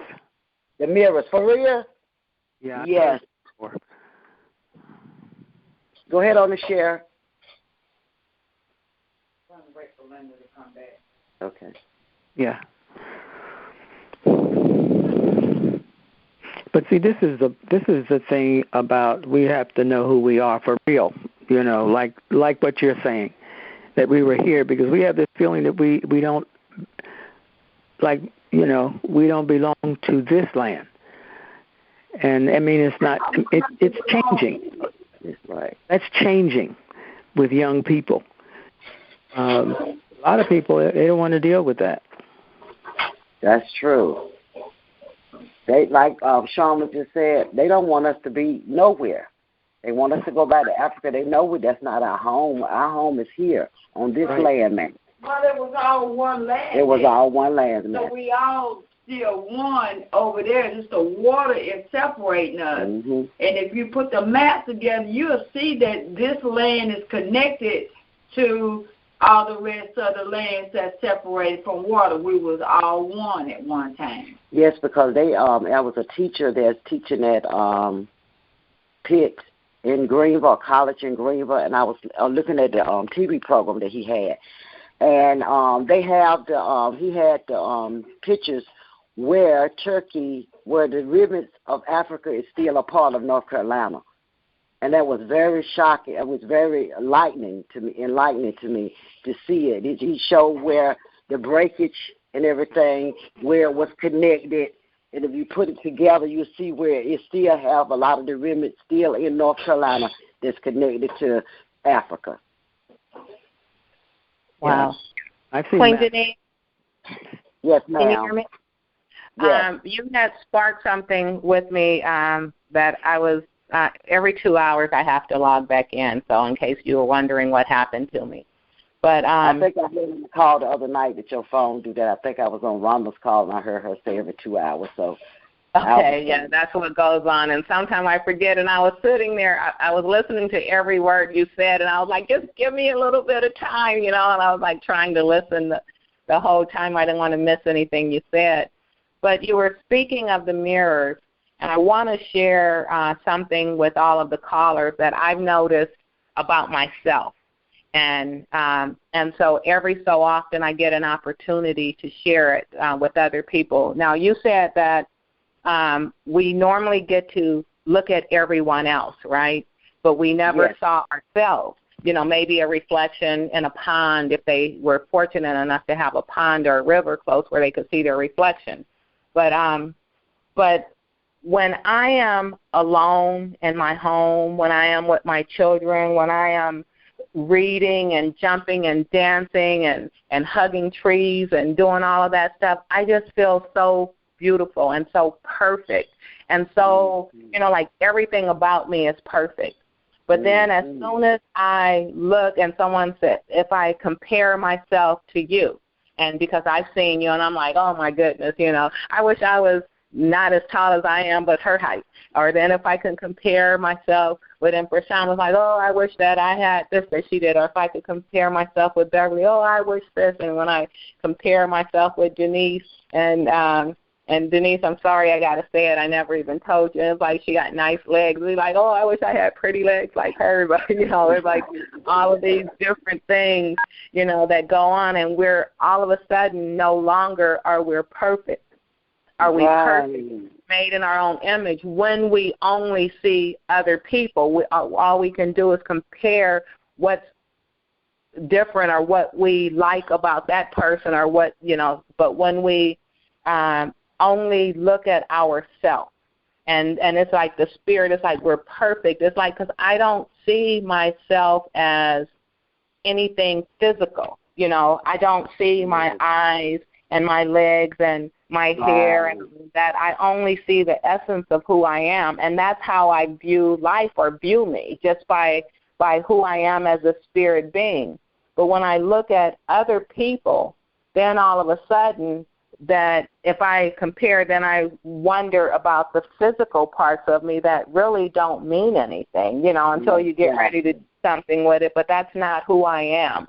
And so I can kind of understand a fascination with mirrors, but as you were saying it, I was saying I must have been around at that time, because I really don't like mirrors, And when I go, in the morning, okay, I'll get in the mirror, I'll comb my hair, wash my face, do what I have, and then I'm not in a mirror anymore. When that's over, that's just it. It's like, so if something is wrong, you're going to have to tell me, because I don't look anymore after that. And the other thing is that I don't wear a lot of jewelry. And that's because, like the gold and everything, that when I study the rise and fall of civilizations, that the other thing that our people did, we sold our food and our weapons and all of that for gold and trinkets, and things like that. And so then after you're sold given all your food away and all of your arms away, or even if you get a rifle or something, when the winter comes and you've traded all your food, you're starving. You're sitting up weighted down in gold, but you're starving. Or you have a rifle, but you've sold all of your buffalo, or whatever. You have nothing for warmth and nothing for food.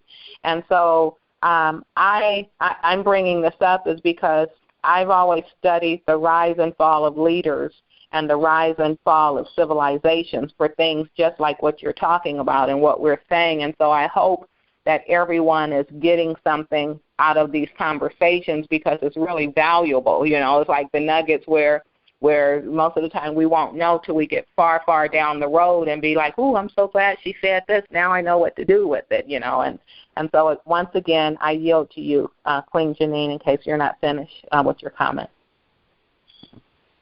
Well, I was about wrapping it up, but I just wanted to share another piece about as far as the buffalo. That was our main resource, and not only that, it's the best iron. It's a healer. See, they took away, when they took that away, that was our healing. It was just not a meat. See, a lot of people look at that as a meat, and it wasn't. It has the best iron, and it's a healing meat. That's what the Native Americans used over here, not just for the heal and eat, just to say, and also they sold it. That's what they made their profit off of around the world. Wow. So we don't have our rumblings. We don't have our sounds so the ancestors can hear us, to hear our cries and feel our spirits. And stop wanting to go to Africa. This is it. This is home. See, and when I thought about that, I said, when we was coming up and they told us we was from Africa, all of our spirits went to Africa. And a lot of our spirits still over in Africa. But we walking around every day on this land, but our hearts and minds and spirits is in Africa. Right. Bring your spirits back to this land. We need everyone's spirit back home. This is your home.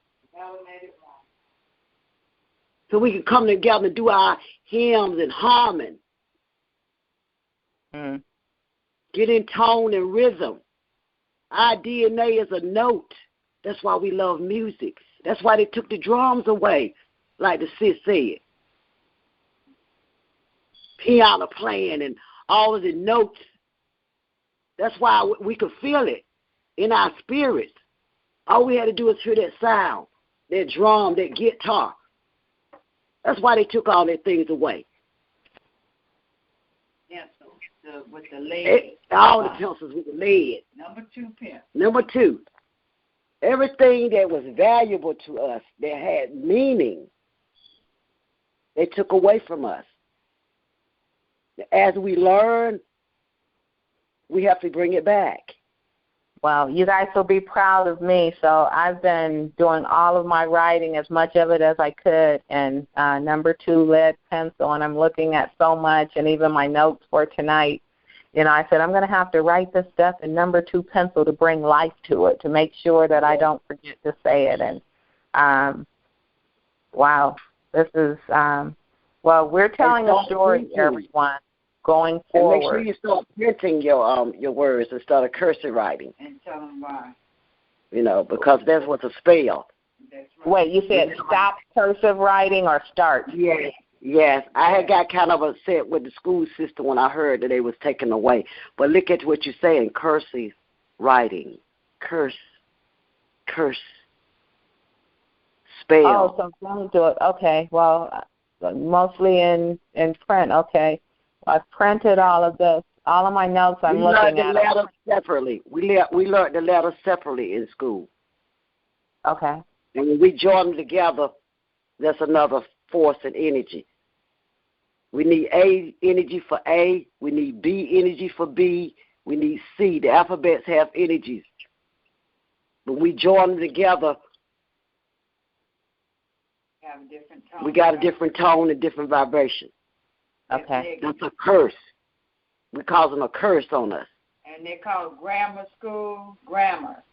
That grammar Yes. means curse, spelling. You remember the sisters, the 3 witch sisters that had, you remember they used to go get that grimoire book? If you break down the word of grammar, it goes back to curse. Okay. That's the book the 3 witches had. When they used to go in there to get their to get the readings out of the book. What was the sisters called? It was 3 of them. Samantha, it was 3 sisters. Were they witches? Oh, okay. So it's the same ones that they always show. Okay, and even like on Charmed, they have the 3 sisters. That's it. That's the book that they go in. That's the grammar book. That's curse. Okay. That's spell book. That's the spell book. Opposite of our books, they took the books and introverted it and made it bad energy that they used upon us. Yes. Yeah. Wow. And I advise everyone, if they get a chance, to go on Yapa Bay, pull Yapa Bay up, and she's breaking down the dictionary so we can start learning these words and what they really mean. Like nice is not what we think it is. And so we can start using the right tones. If we don't start using the right tones, we're going to be still stuck in 3D. Okay. Well, It's very important that we start using the right language. It's all about the language. Even in Genesis, when they separated the language, that was the main thing. They separated the people. When the Creator came to separate the people, He used the language. Right. So that means that we are using someone else's language. It's not really a language. It's a dialect. We don't have the right tones. Wow. So I thank y'all so kindly for allowing me to share. You're welcome to come in again, Queen Janine, and everyone. I don't know if on this call, but the Empress said that Queen Janine is the cherubim for the eyes. We wanted to make it real clear, cherubim. She's the cherubim for the eyes. She okay. sees. Mm-hmm. She's the seer, and the Empress is the one that hears and that plans and makes sure that there's order. That's the role. That's correct.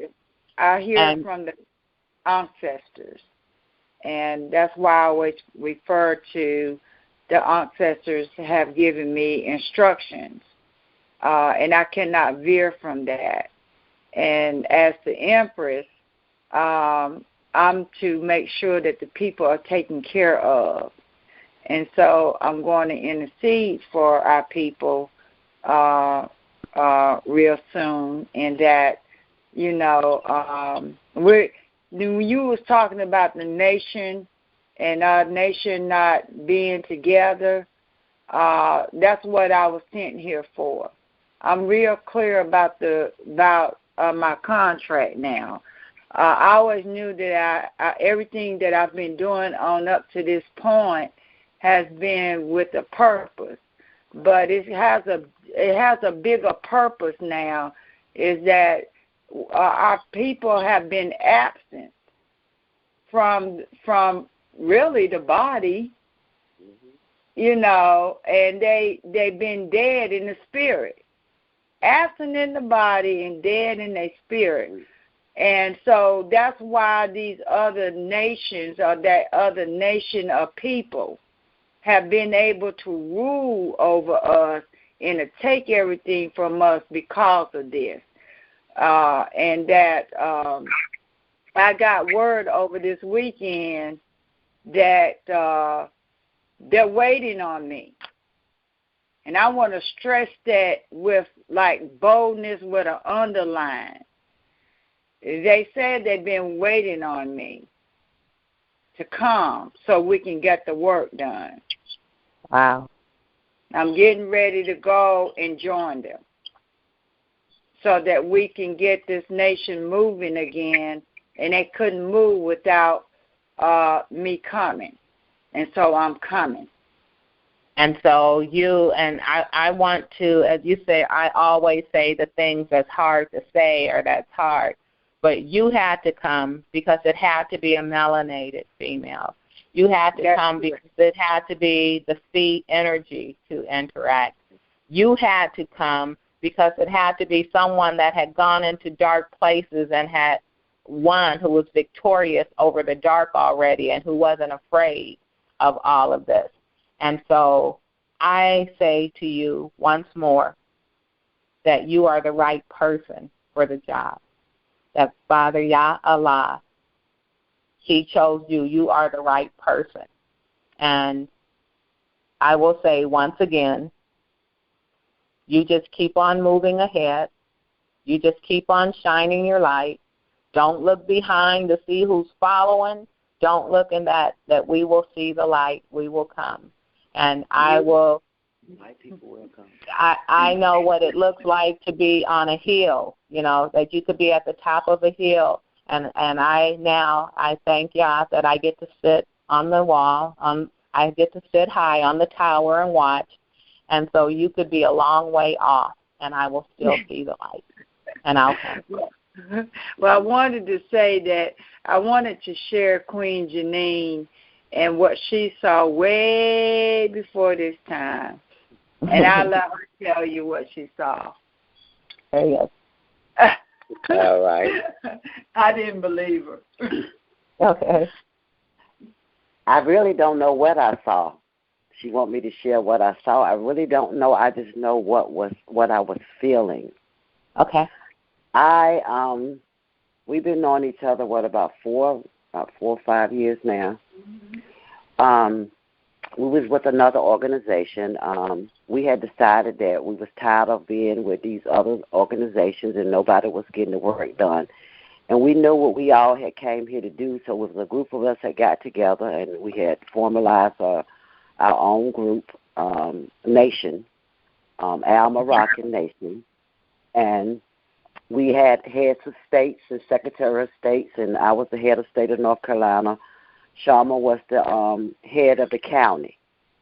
So we all had the 50 states covered, and, So she invited all of us to come to her home. And I was like, who is this lady on the phone inviting everybody to come? I said, wow, that is so kind of her to invite all of us to come. So when I came and I met her and stuff, and she greeted everyone with a kiss from one cheek to the next, I said, wow, this is something here. She's something like me, a lot of love. But short story, the Spirit had told me that she was way more than who I thought she was. She was just not an ordinary person. And the Spirit let me know that she was, I considered at the time that she's supposed to be our prime minister. We walked away from the other group, and I was there that day, and I looked her in the face. I said, you are our prime minister. She said, what? I said, you the prime minister. Just like she's the empress here, she was supposed to be. I said, all I know is you supposed to be the prime minister. I said, I don't know where I'm getting this from. I don't know you from Adam, but I know who you are without knowing who you are. And I was here to be your servant and to make sure you get to where you're supposed to get to. And I've been doing that since I've been in her life. I've been making sure. Because of me, she was the one. I was the one who got her to Texas. I was the one who found Dr. Henderson. I was the one who told her who she is and where she's supposed to be. You are a leader. You're supposed to be on top. Now, Queen Janine. Yes, I think I would like to say what I'm not going to say the whole thing, that normally at indexing, when I introduce the Empress, and I let them know that the two ladies that came in, beautiful and with this tall man, and my breath was taken away by the two of you. And that I had to just stop and say, who are you? And why are you here? You remember that? Yes, I would never forget you. Well, and thank you. I just got a chill when you said that. And so I feel the same way about you. I felt it when I walked in. And when I hear your voice, pardon me for crossing over you, but I want to share this with you too. From the first time we walked in there also, I felt your spirit. I mean, you was caught. See, a lot of times we be caught up in the other ones, but sometimes we forget about who we are. You showed us the same. I felt the same. And Oracle, I felt the same. I don't know a lot of you all, but I heard your voice. Oracle Tahuti, I feel the same. Yeah. It's like I know you all. Y'all spirits just resonate through my heart when I hear y'all voices. I know you without knowing you, and I'm going to let you continue. That's the same that I say, and you know that even when I saw you, you were quiet and silent because of where we were. And so I was shocked when I heard your voice last week. I was like, ooh, that's a big voice for such a little lady. You know, you look so small and so it's like, if you were timid and soft-spoken and couldn't say anything, I could believe that by you're so beautiful and so delicate looking, but your voice is so powerful. And it has to be, because you have, now I'm finding by the things you say, you have a huge gift on you, and that it is based on the word, because you give powerful words to people. So you have to have a powerful voice to give that powerful word. And I recognized it before, and as you know, but I wanted to say that the reason I was sharing it is because I greeted you guys, and I had never been in a position to speak or to be in front or to greet others before in this organization. And I've come to realize since that very first day that I was destined to be there, that was my place. And I was supposed to be the one to greet you. And so I just wanted to acknowledge that to you, that that I know I was in place. This is really something else. And, you know, I'll say to everyone on the phone, you know, this was unexpected for us to have this exchange right now. But I want everyone to know what we're dealing with, you know, that we're not just on phone calls and we're not just talking about nations and building it, that we are it. Whatever the promises are that you've had in your life, the dreams, whatever that big thing you thought you were doing it, even though it's subtle and it's happening little by little, this is it. This is it. And everyone has to recognize and acknowledge that you are walking in your destiny and walking in the center of it. And so it doesn't matter if you step to the right or if you step to the left or if you run ahead or if you fall asleep and go, you're still going to be in place, because we're at a point now where everything that we touch and do, it's connecting. And as I was saying, it's nation building, and we are that nation. And I am, you know, someone would have told me 10 years ago or 5 years ago this is where I would be and what I would be doing. I was like, not me, you know, let me go party, let me go swim, let me go, you know, I want to get a helicopter ride or something. But today, because of the cost to get here, because of the lives, and I'm not even talking about the cost in my own life for this time frame, that everyone, we are representing lives of thousands, tens of thousands, perhaps even more years of life, that we are making right the wrongs, and that no matter who you think you are or if you think you are so much or so little, that you are so appropriate and so perfect for what you're doing. So it doesn't matter what you think of yourself, that it's enough, and you are perfect in your image and yourself. And I yield. Wow, that was deep. Whew.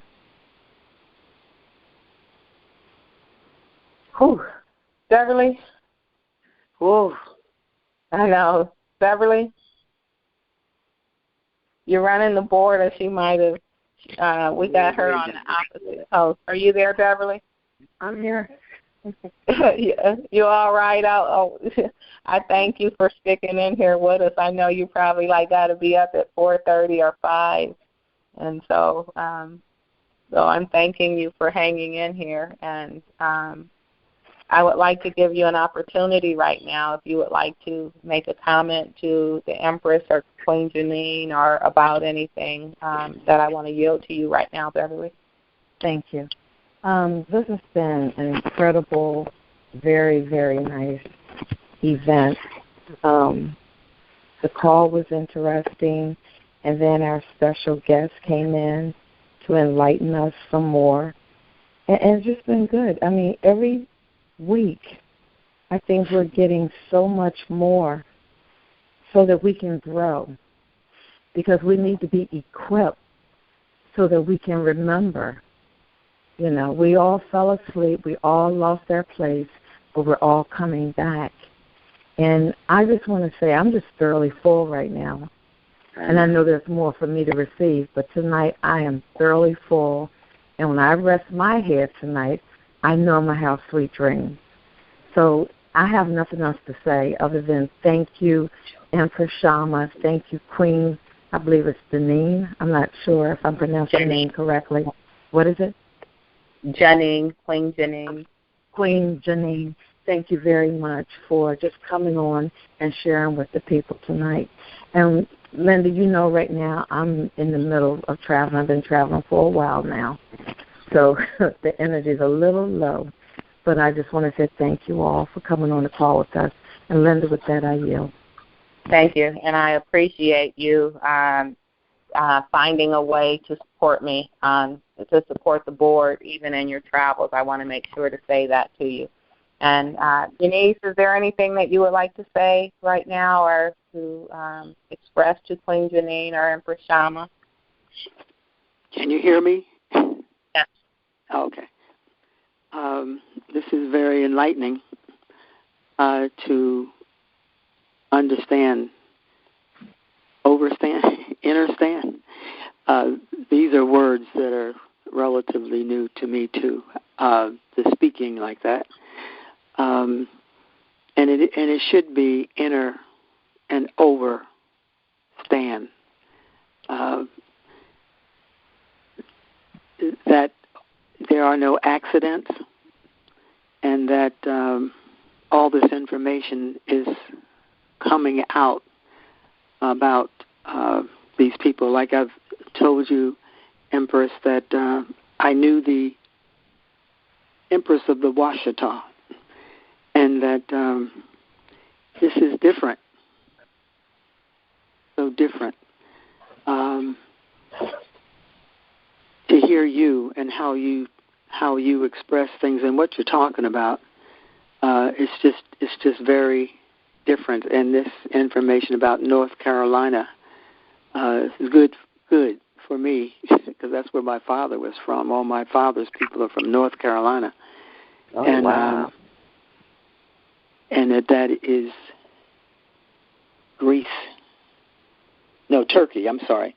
North Carolina is Turkey. I wrote that one down. That the implications of something like that. This information is amazing, and I'm just happy to be here, hearing all this. So it strengthens my understanding of what all this really is. We'll get there. And whatever we need to do to get there, the education, that's what I'm talking about, the kind of education we need to teach our people. This is the kind of education. And I'm very interested in the vibrations, because there's a brother who is still in the form that talks about all of this, about the vibrations and all these things that have to come back into us so that we will be able to move to where we have to be. And it is really to uplift fallen humanity, all of it. It's got to come through us first, and then everybody will understand that there is a Yah, Allah, that this is real. When we come back with all this information and knowledge, it'll be like, how could that have happened? What all we did, this was never supposed to happen. And it will happen. And you can feel it. You can understand that it will take place. It has taken place. And this and the whole world will need this. And will come on board because there won't be an alternative. There's not another way. Nobody has ideas. You know how they say everybody feeds off us, and but it doesn't seem like we get anywhere. But everybody else they feed off us, and they're going to be feeding off the right stuff. What they're going to be getting is going to be so uplifting, so nourishing, that the people will want it. The male will, like the female, the male will want this to come about because they're tired of war too. They want peace. They want freedom and all of that. They want love, and it's based on truth and purity in life. And they will be happy to join and to promote us, the female people, to be put back into that place where we need to be to right all this, and I yield. And thank you for being here and bringing all this information to us. Thank you. I yield. Okay, thank you, Denise. Empress, I would like to share something with you based on what Denise just said. She said that this is different, and she knew the Empress. She had met the Empress. And I want you to get the full impact of what she was saying. Not only did she know the Empress of the Washita and speak with her, she traveled with her. They were friends, and they were intimate in her speaking to her and teaching her, imparting knowledge into her. And so for Denise to say to you, it's like, wow, this is like really, this is different. This is something else that she's a historian, and she writes, and she's beautiful with words. But I could tell you that she must not have been able to find a word powerful enough to tell you about the impartation that you're putting in her life right now. And yeah, I'm her spokesperson. Everybody knows. It's like I said it. So I think she was just trying. I just want you to know that really how moved that she is to say something like that, because she's so composed all the time. Yeah. Well, I just wanted to let her know how much she has impacted my life by my personal talks with her. I talk to people when people don't know I be talking to people. And, Queen Janine is here because she's getting me ready for my journey. And the journey that I'm getting ready to take is going to change everybody's lives. We're not going to have to suffer anymore. And Queen, she's smiling at me right now, and she's here to get me ready because I must leave quickly. And but I wouldn't have missed this call. World, my journey came quicker than I had anticipated, and but it's divine order. Divine. Yes, it is divine order, and so because of divine order, I yield to it, and I'm quite sure that Oracle Denise and I will have a long journey together because I need not only you, Oracle, but I need everybody right now. And look at it's like Queen said, come on home. And but I am an empress of my word. I'm an empress of my word, and to hear Oracle Denise say such a thing for me, I'm honored and I'm humble, and I ask to remain humble as Queen get me ready to leave. I just know that I can't. I'm just shaking my head. Overjoyed. I'm overjoyed right now. If y'all knew how happy I was right about now. Empress, See, you lucky. As happy as you are, you lucky I'm not there, because forget about it. Hershey's what I'm, and I'll take a bite out of you anyway. It's like, yeah, it's like I would bite you just to keep you grounded. It's like I have so much to give everyone, and so much to teach, and so much to share on myself, and I could only tell you that I'm just sitting here in awe right now. Well, it's fine, and that you take all of that in, and while Queen Janine is there, that you do whatever you need to do to be able to stay grounded, because after you go through all of that emotion, then you will be like a strong pillar of granite or something. You will be grounded. Let me call you a pillar of crystal, like a crystal pillar, because you have great strength, and you also are a delicate person. But your strength and your sound mind and your heart equips you to do everything. Well, it equips you to just walk through, because it's already done. And that's the good thing about this, that before you came and showed up, it was already done. You just have to walk through the motion. That's true.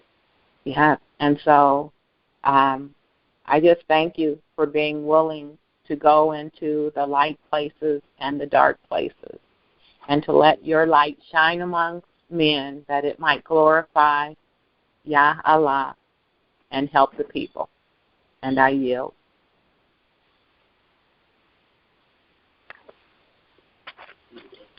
Ooh. I was going to tell you, don't you be crying there, don't you? She's already yield. She's a yield. This is a powerful moment. It's a powerful moment. Beverly, can you do me a favor, please? Yes, what's that? Can you open up everybody's lines? Can you open up unmute everybody? Don't cry. Okay. Is it all unmuted? Wait a minute. Okay. I am Linda. And I am the light. I am the light. I am Amira, and I'm the light. I am Paulette, and I am the light. I'm Amira, and I'm the light. I'm Wendell, and I am the light. I am Sydney, and I'm the light. I am Ella, and I am Queenie, and I am the light. I am Sydney, and I am the light.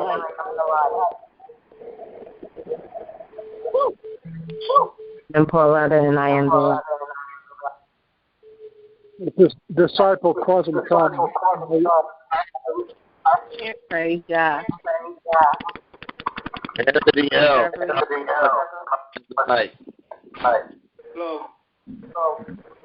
Beverly, can you mute the caller chat, please? Thank you. And let your light so shine that it would glorify Yah, Allah, before men.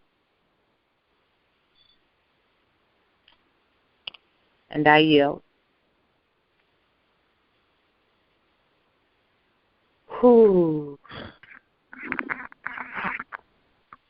You guys, I had something else I want to read. I am really at a point where I could be silent. But what I'm going to read, you'll understand why I can't be silent, and hopefully neither can you. Empress, this is for you too. This is for you right now, but it's for everyone. I'm going to read from the book of Isaiah in the Bible, and I'm going to read in chapter 61. And as I read it, I want everybody, if anything pertains to you, internalize it. Before I do, I see something I never saw before in Isaiah 60, so I'm going to read that first. Thy people also shall be all righteous. They shall inherit the land forever. The branch of my planting, the work of my hands, that I may be glorified. A little one shall become 1,000, and a small one a strong nation. I, the Lord, will hasten it in his time. Wow. I didn't know that was there, but I saw it before I start reading what I want to. So, Empress, this is what I feel, and I'm dedicating this to you right now because of the work that you're going to be doing. And it says, the Spirit of the Lord God, Yah, is upon me, because Yah has anointed me to preach good tidings unto the meek. He hath sent me to bind up the brokenhearted, to proclaim liberty to the captives, and the opening of the prison to them that are bound, to proclaim the acceptable year of the Lord, and the day of vengeance of our God, Yah, to comfort all that mourn, to appoint unto them that mourn in Zion, to give unto them beauty for ashes, the oil of joy for mourning, the garment of praise for the spirit of heaviness, and that they may be called trees of righteousness, the planting of the Lord, that he might be glorified. And they shall build the old waste, and they shall raise up the former desolations, and they shall repair the waste cities, the desolations of many generations. And strangers shall stand and feed your flocks, and the son of the alien shall be your plowman and your vine dressers. But ye shall be named the priests of the Lord. Men shall call you the ministers of our God. Ye shall eat the riches of the Gentiles, and in their glory shall ye boast yourselves. For your shame ye shall have double, and for confusion they shall rejoice in their portion. Therefore, in their land they shall possess the double. Everlasting joy shall be unto them. For I, the Lord, Yah Allah, love judgment. I hate robbery for burnt offering, and I will direct their work in truth, and I will make an everlasting covenant with them. And their seed shall be known among the Gentiles, and their offspring among the people. All that see them shall acknowledge them, that they are the seed which the Lord hath blessed. I will greatly rejoice in the Lord, Yah Allah. My soul shall be joyful in my God, for he hath clothed me with the garments of salvation. He hath covered me with the robe of righteousness. As a bridegroom decketh himself with ornaments, and as a bride adorneth herself with jewels. For as the earth bringeth forth her bud, and as the garden causeth the things that are sown in it to spring forth, so the Lord God, Yah Allah, will cause righteousness and praise to spring forth before all nations. Wow. That's Isaiah 61.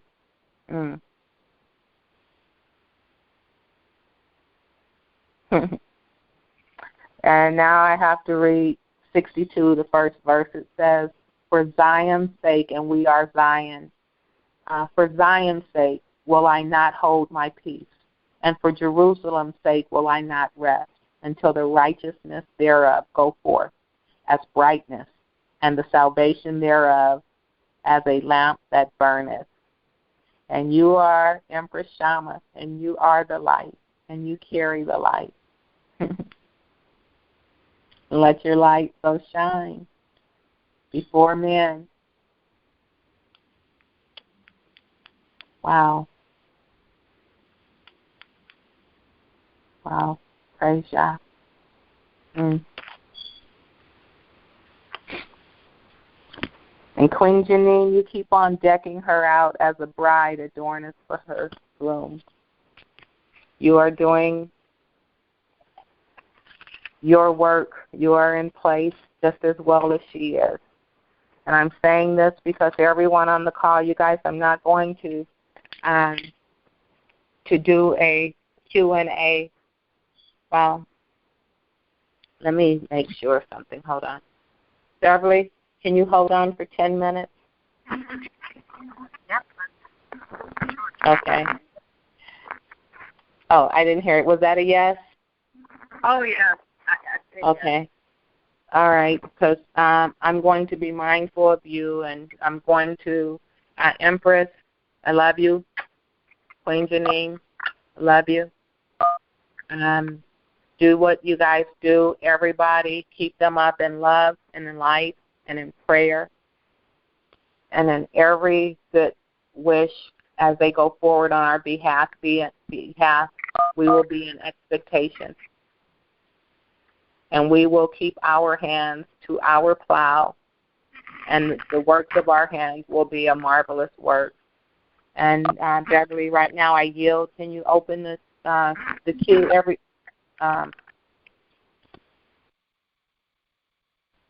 Thank you. You guys, I'm not going to take any questions, but what I will do for about 10 minutes is if anyone wants to come in and make a statement, a quick statement, to Empress or to Queen Janine. We're not going to do questions, and they're still really quiet, and she's preparing that if anyone has something to say, please feel free to come into the queue, *6 yourself, and make your statement and yield so we can get as many people to come on as possible, and I yield. Okay.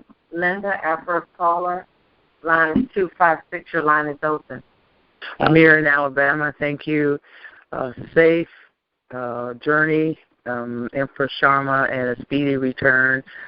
A happy Earth Day, Queen Janine. And Sis Denise, you were talking about the Empress, Vernice. I'm reading the one book that she left. The Ancient. Yes, and she mentions that she was going to write like 4 more. Was she able to write those additional books? And thank you. I yield. As far as I know, she didn't. I know they're. I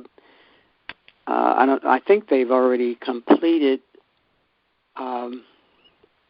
Because she only did. I think it was 1,000 of the books, Return of the Ancient Ones, and they were going to redo that one. The people now are going to redo that one. She started something else. She told me she was writing on another book, but I never saw that. I never saw it come out. I know she didn't finish it. She was saying that there was another book she was going to write, and she had started it, but I never heard any more of that one. But they're doing, they're going to get more copies of the original book out. That's all I know about that.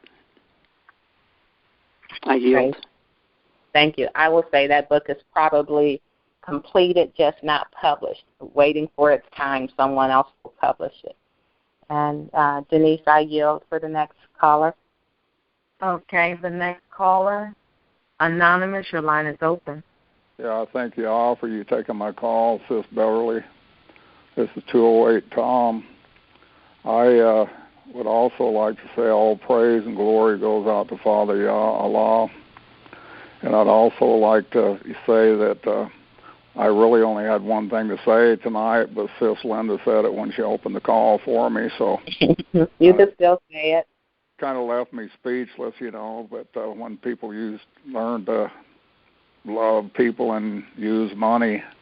We had a great brother once, too, that was a musician. He said, when the power of love overcomes the love of power, then there shall be peace on earth. I'd like to comment, Queen Janine, about the time you think these calls can't get any better, they always do. and before we move too much further on, I think it's very appropriate that Sis Denise needs to tell us about the fact that even a rich slave is still a slave, so she needs to present us with the Henry Berry message. But anyway, Queen Janine, you really resonated in my heart tonight, and this is the first time I've ever heard your voice.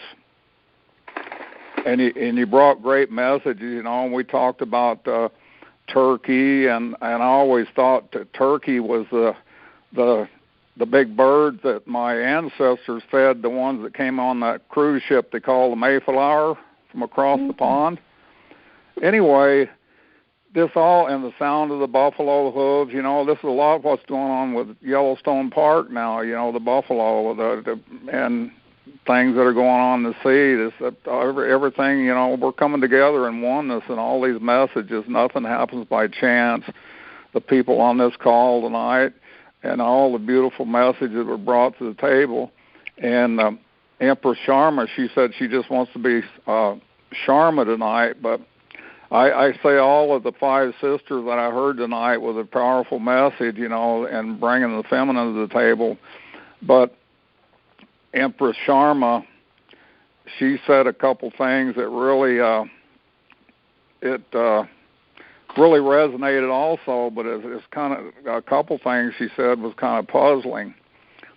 And one thing she says, my throat always acts up when I'm getting ready to tell the truth.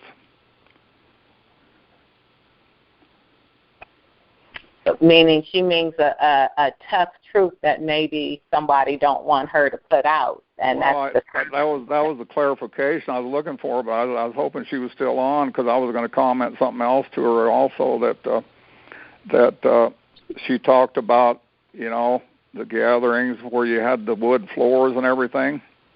Yes. Well, wood is an insulator, and really wood, when they started putting the wood flooring in and stuff, that was the start of the things that they're some of their first things they did to dumb us down, And what it does, an insulator breaks your grounding effect, And back when I was a young kid, I was a little blonde-haired, blue-eyed descendant of the Cherokee. Full-blooded Cherokee grandma, okay?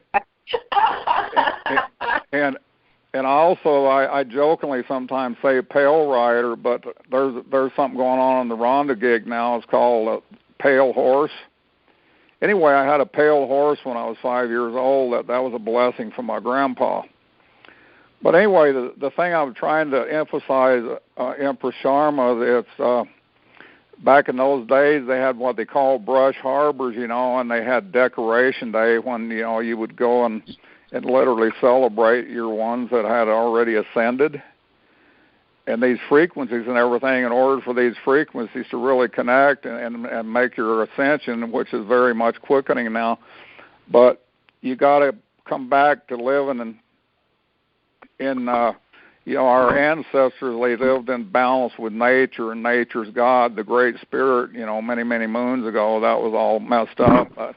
But anyway, these grounding effects now, but if you go out and totally reconnect and ground yourself with Mother Earth, and that's the optimum of your ascension.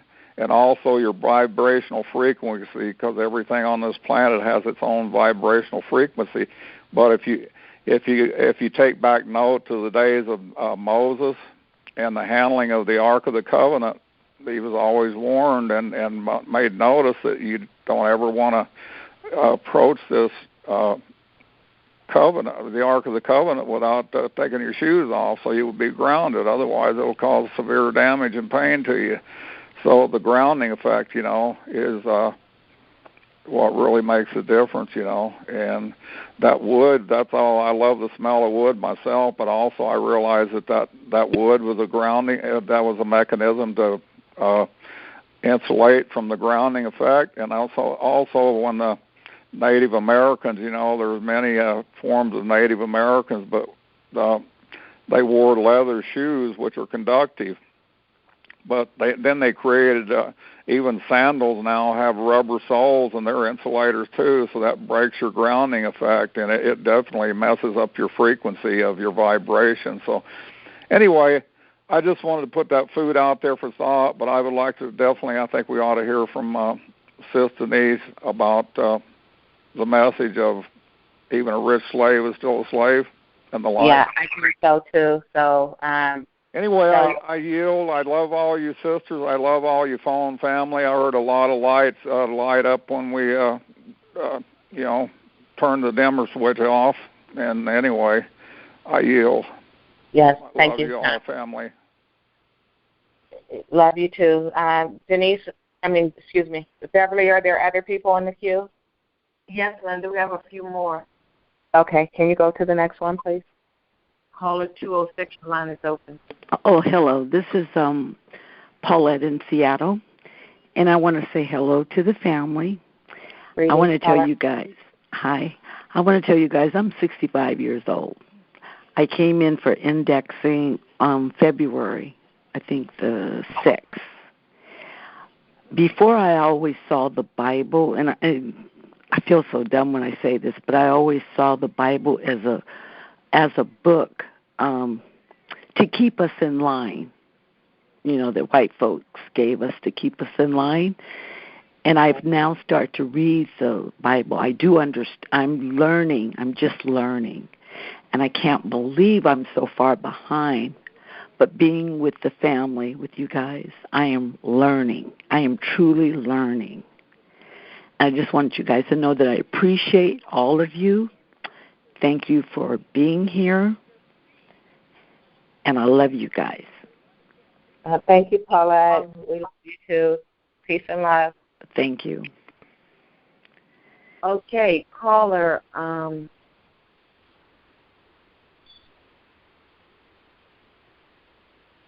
754, your line is open.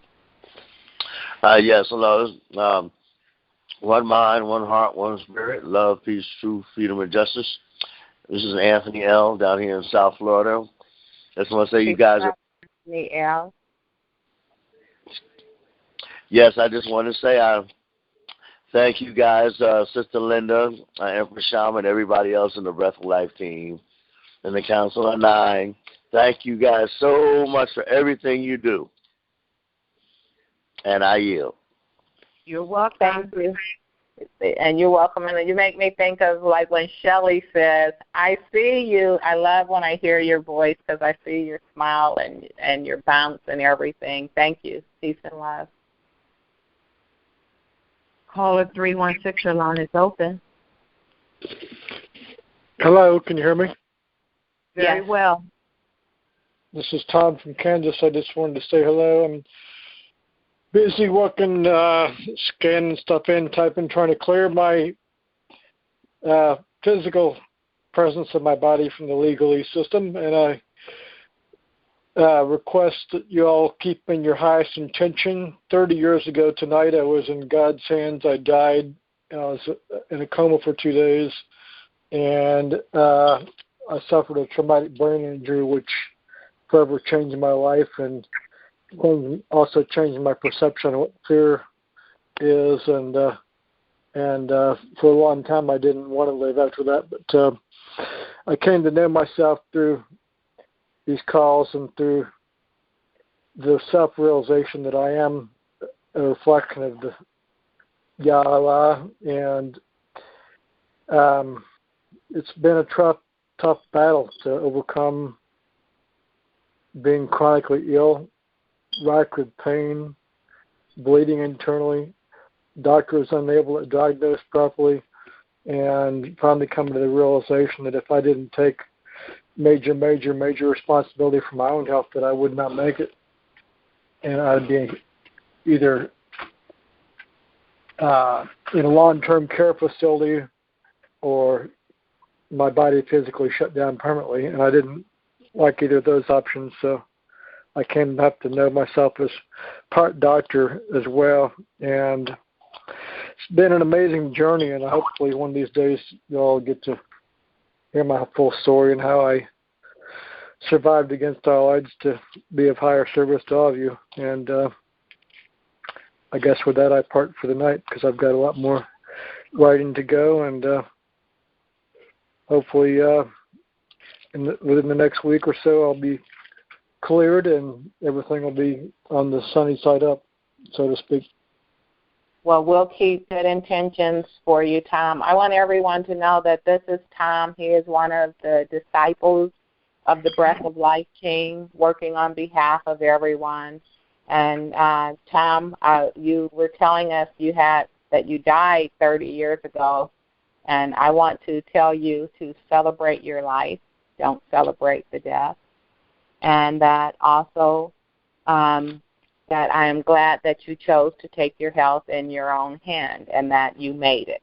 And so you can start writing your story and telling it, and give Honey a hug for me, okay? Like Dr. Henderson says on the calls many times, true documentation cuts out all false conversations. So I'm having to direct full attention to recollecting the past, as difficult as it is, because there's so much negativity and self-abuse. But I did that to myself for a reason, because I thought it was an escape route, that I wouldn't have to remember what happened before that. But where did it all come barreling back to me 11 years ago this past Christmas, it was because I almost died again. Then I found out I was chronically poisoned through dental work. I became very angered and furious that this had ever been allowed to happen in the first place. So I made my life purpose to help educate these up-and-coming professionals so they don't continue these mistakes the past predecessors did to other people, and that there's given safer, more effective long-term options. Okay, well, we thank you for that, and for keep getting the education and keep working on those water alternatives for us too, because we'll need the clean water solutions. And I thank you again for coming in. And Beverly, do we have anyone else in the queue?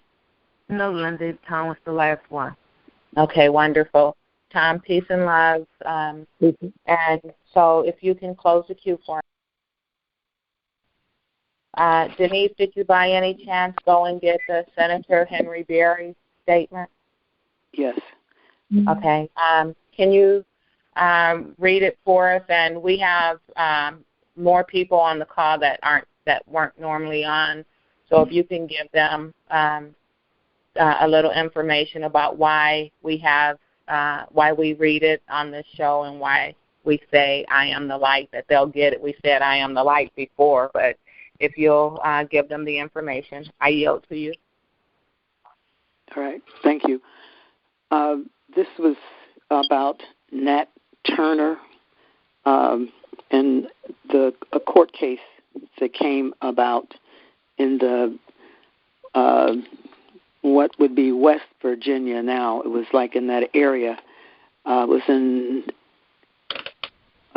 Friday, January 20th, 1832.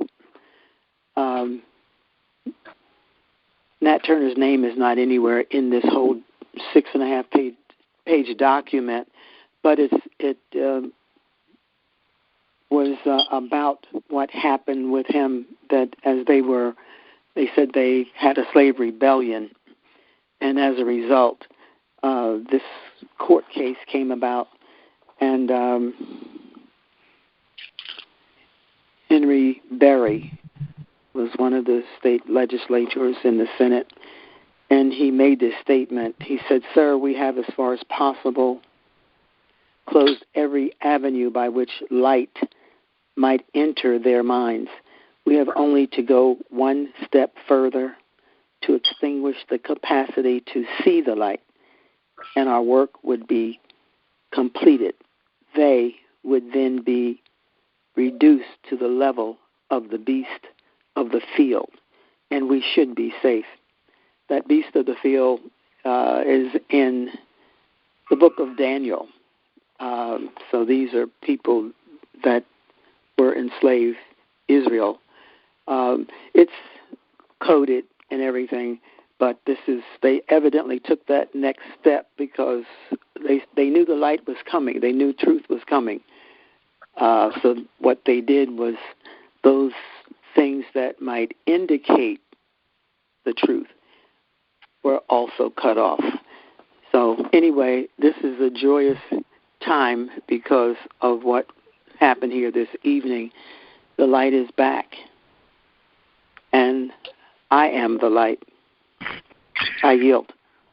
Thank you. And so everyone, now you know why we say we are the light, because as we refuse to live in darkness, and as long as we are aware and not crawling around as the beast of the field in the darkness and don't know who we are, that we are kings and queens and the heirs of the covenant, this bloodline that Father Yah Allah put here, that we are the light, and we can't let it go out.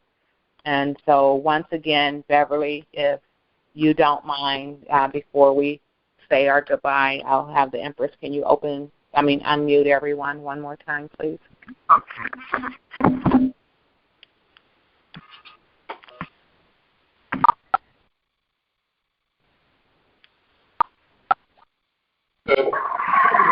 Thank you. So once again, everyone, so that we can make sure that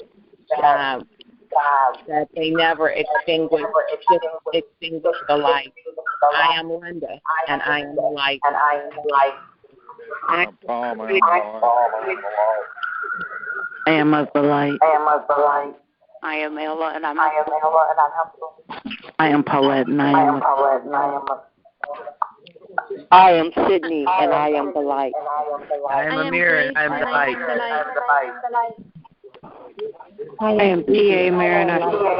I am the light. I am Dewana. I am the light.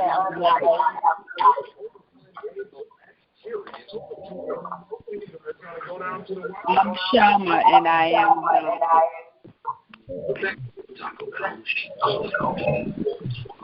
I am Little G, and I follow the light.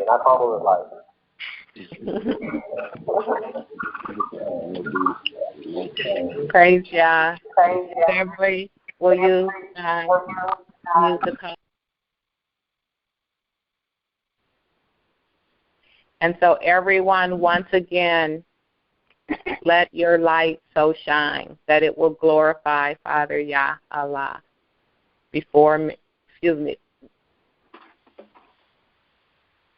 and I yield.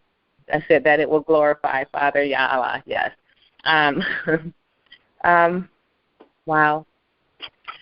Now, before we close, I think it's appropriate for me to say my good night. I thank everyone for coming on, for staying with us, for coming over and enjoying the call, for sharing your light on the call and your love. Wow.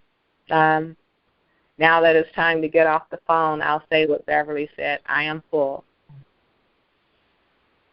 And I yield. Linda, would you like to bring the announcement? Did you say you're going to do them? I said, would you like to, do we have any special calls this week that you'd like to share?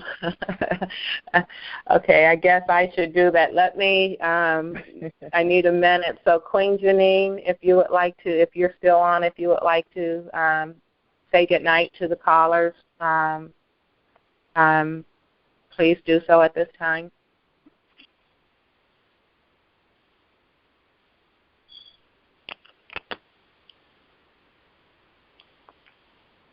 I don't know if you guys are on mute. Empress Shama, I heard you are the light. If you're available and you would like to say good night to the callers, please feel free to come on and do so.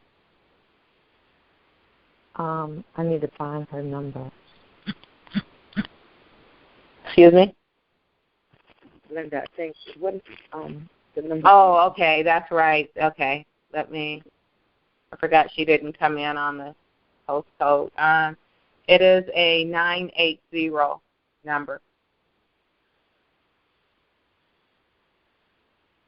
You should probably look about halfway in the middle of the board. I believe she dropped. Okay. Yeah. And so everyone knows that the Empress is going to be doing work on our behalf. So everyone keep her in love, keep her in light. Denise, would you like to come in and say your good night? Just that this has been a very special evening, and we'll probably be able to say on this day, such and such a thing happened, and we'll see sparks flying from this day forward. Something like nightfall, and I am the light. I yield.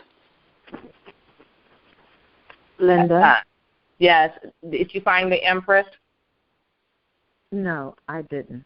Okay, she is on, it's a 980 number.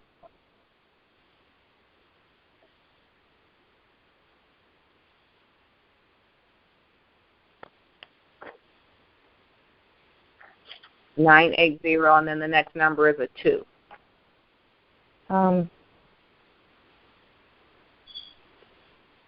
Oh, I know what. Open the queue. Wait. Open. I have Okay. Okay. 980. Okay. Empress, your line is open. Love and light. Love and light. Love and light. What you want me to say? She's great. I want both of you guys to say something. You're saying enough with just your laugh. That laugh. We sit here on the couch like two frogs looking at each other laughing. But I'm gonna let Queen say what she has to say, and then I'll say my say. I am so full. I thank you all so much. This is my first time speaking on the call, and a lot of people don't know I'm kind of shy. I like to stay in the background. I do my work behind the scenes. I'm real powerful. I do a lot behind the scenes. I don't like to be put up front, but for some reason, Sharma likes me to get on up here with her. And she know I like to stay in the back, but I felt a lot of love, and I love you all, and I thank you all for taking time to allow me to come on and speak tonight. And I will be back. This won't be my last time. Hopefully I'll be able to share some more information as we continue to grow and build, and all of us shine our lights, because we all are the lights. Because I shine lights every day, and I know who I am. And I just love you all, and thank you all so much for giving me the time to speak. Thank you, Queen Janine. I just want you to know that on a night like tonight, as Oracle Denise said, that we're going to say that something happened. There was a shift in the tide, something in the atmosphere. And we needed to hear your voice and to know that you were there with the Empress, so that helping to prepare her, and with your strength, as you say, you're a powerful force behind the scenes. And so we know that she's okay, because all of us would say, well, I would go with her, I would help, but we know that we don't have to. And so I thank you on behalf of us all for being there and to help to prepare and to get our Empress ready for her journey. And I yield to you, Empress. Well, even though everyone on the call is not here physically, I feel you in your spirit. Queen Janine is here as a reinforcement of what all of you are doing in your various homes. As I prepare, to for the journey. Just know that as I'm walking, I'm always walking in the light, and I have light all around me because all of you all listening and hearing you say it with my ears just reminded me that I have a whole bunch of light around me, not just that I have it inside of me, but all this light that's all around me, all over the world. And as the world has prepared me, and the ancestors have prepared me for such a time as this, this is the time to rejoice. This is a time to laugh and love. I need everybody tomorrow to go find 10 people just to tell them, I'm talking about 10 people that you don't even know, and just tell them how much you love them and give them a hug. As I'm doing what I'm doing, I need you guys to be spreading the love before everything gets to where it needs to be. Then I need everybody to be going ahead and doing what we supposed to be doing while we are getting ready to transition. And as I get the people ready to transition, you got to be ready to move. And I mean move in such a mighty way that we're going to affect change, and we're going to make the change come, and we're going to bring heaven on earth. And we're going to do it together. I can't do this without everyone. So I need everyone tomorrow to spread love and spread your light and shine brightly, because I'm going to be somewhere shining my light brightly on behalf of the world. So I need you all to be doing the same for me while I go in and prepare for us to shift. I love all of you, and know that I'm thinking of you, and that I am here with the light among you, and I will walk in truth. I will not be a sellout. I will not sell our people out, and I will not ever not be in righteousness and walk in the light and walk in the truth. And with that, I yield. Praise God. I thank you, Empress, for that. And I want everybody to meditate on the things that she said, that she will go forward on behalf of the people, and she will not sell us out, as so many have done before her, why we're in the situation that we're in and why it's so long in the coming out. And so I will say thank you on behalf of the phone family and on behalf of the nation, my nation, because my family, I am out on behalf of them, and they support me. So I send the love and the light of my family and my generation and those that I'm connected to. I'm going to only remind everyone of 2 calls on Wednesday night on the same call and number at 8 o'clock p.m. Eastern Time, a talk with Mama Yah, where Joan Cartwright and Sis Selah and, oh my goodness, the three sisters, and I know her name, Myra, that the 3 of them will do a 1-hour call from 8 till 9 p.m., a talk with Mama Yah, and that's about the divine feminine energy coming through. And then on Thursday night, everybody, don't forget the Truth Uncompromised with Rhonda, the same show, 7 p.m., same call-in number, same access code. And I'm not going to share the other calls because Rhonda will do it on Thursday night, but please tune into those 2. Oh, excuse me, we have 1 call tomorrow night. Empress, you're supposed to do a call tomorrow night and you're traveling. Are you going to be in a position to do your call? I'm dedicated, and I will be. Okay, thank you. And so everyone, tomorrow night, there's a trust call. The Empress does a call, and it begins at 8 p.m. Eastern Standard Time. And her call-in number is 641-715-3865, and the access code is 619955#. Once again, it is area code 641-715-3865, and the access code is 619955#. And with that said, once again, I will say my good night again. Everyone, thank you so much for joining us. Beverly, thank you so much for staying. And I yield to you, Beverly, to close us out in any way that you see fit right now. Thank you, Linda. And also thank you, Denise. And thank you to our special guest.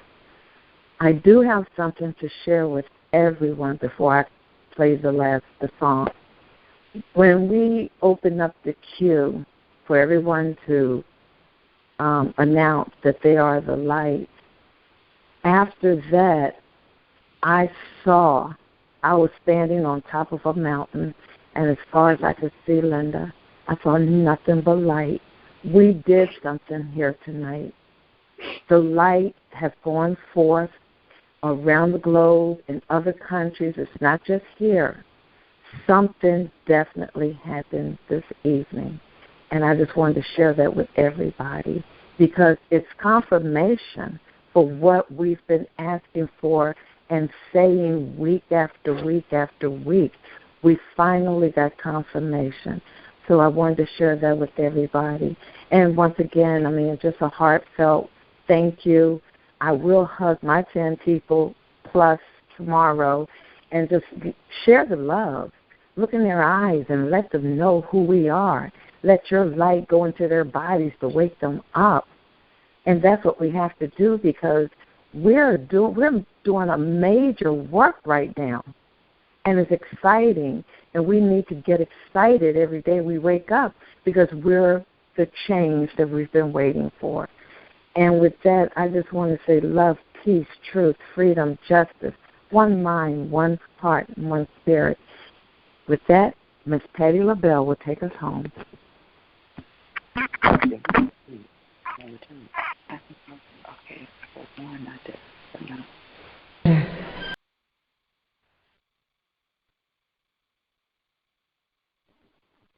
Good night, Beverly. Good night, Denise. Good night, everyone. Peace and love.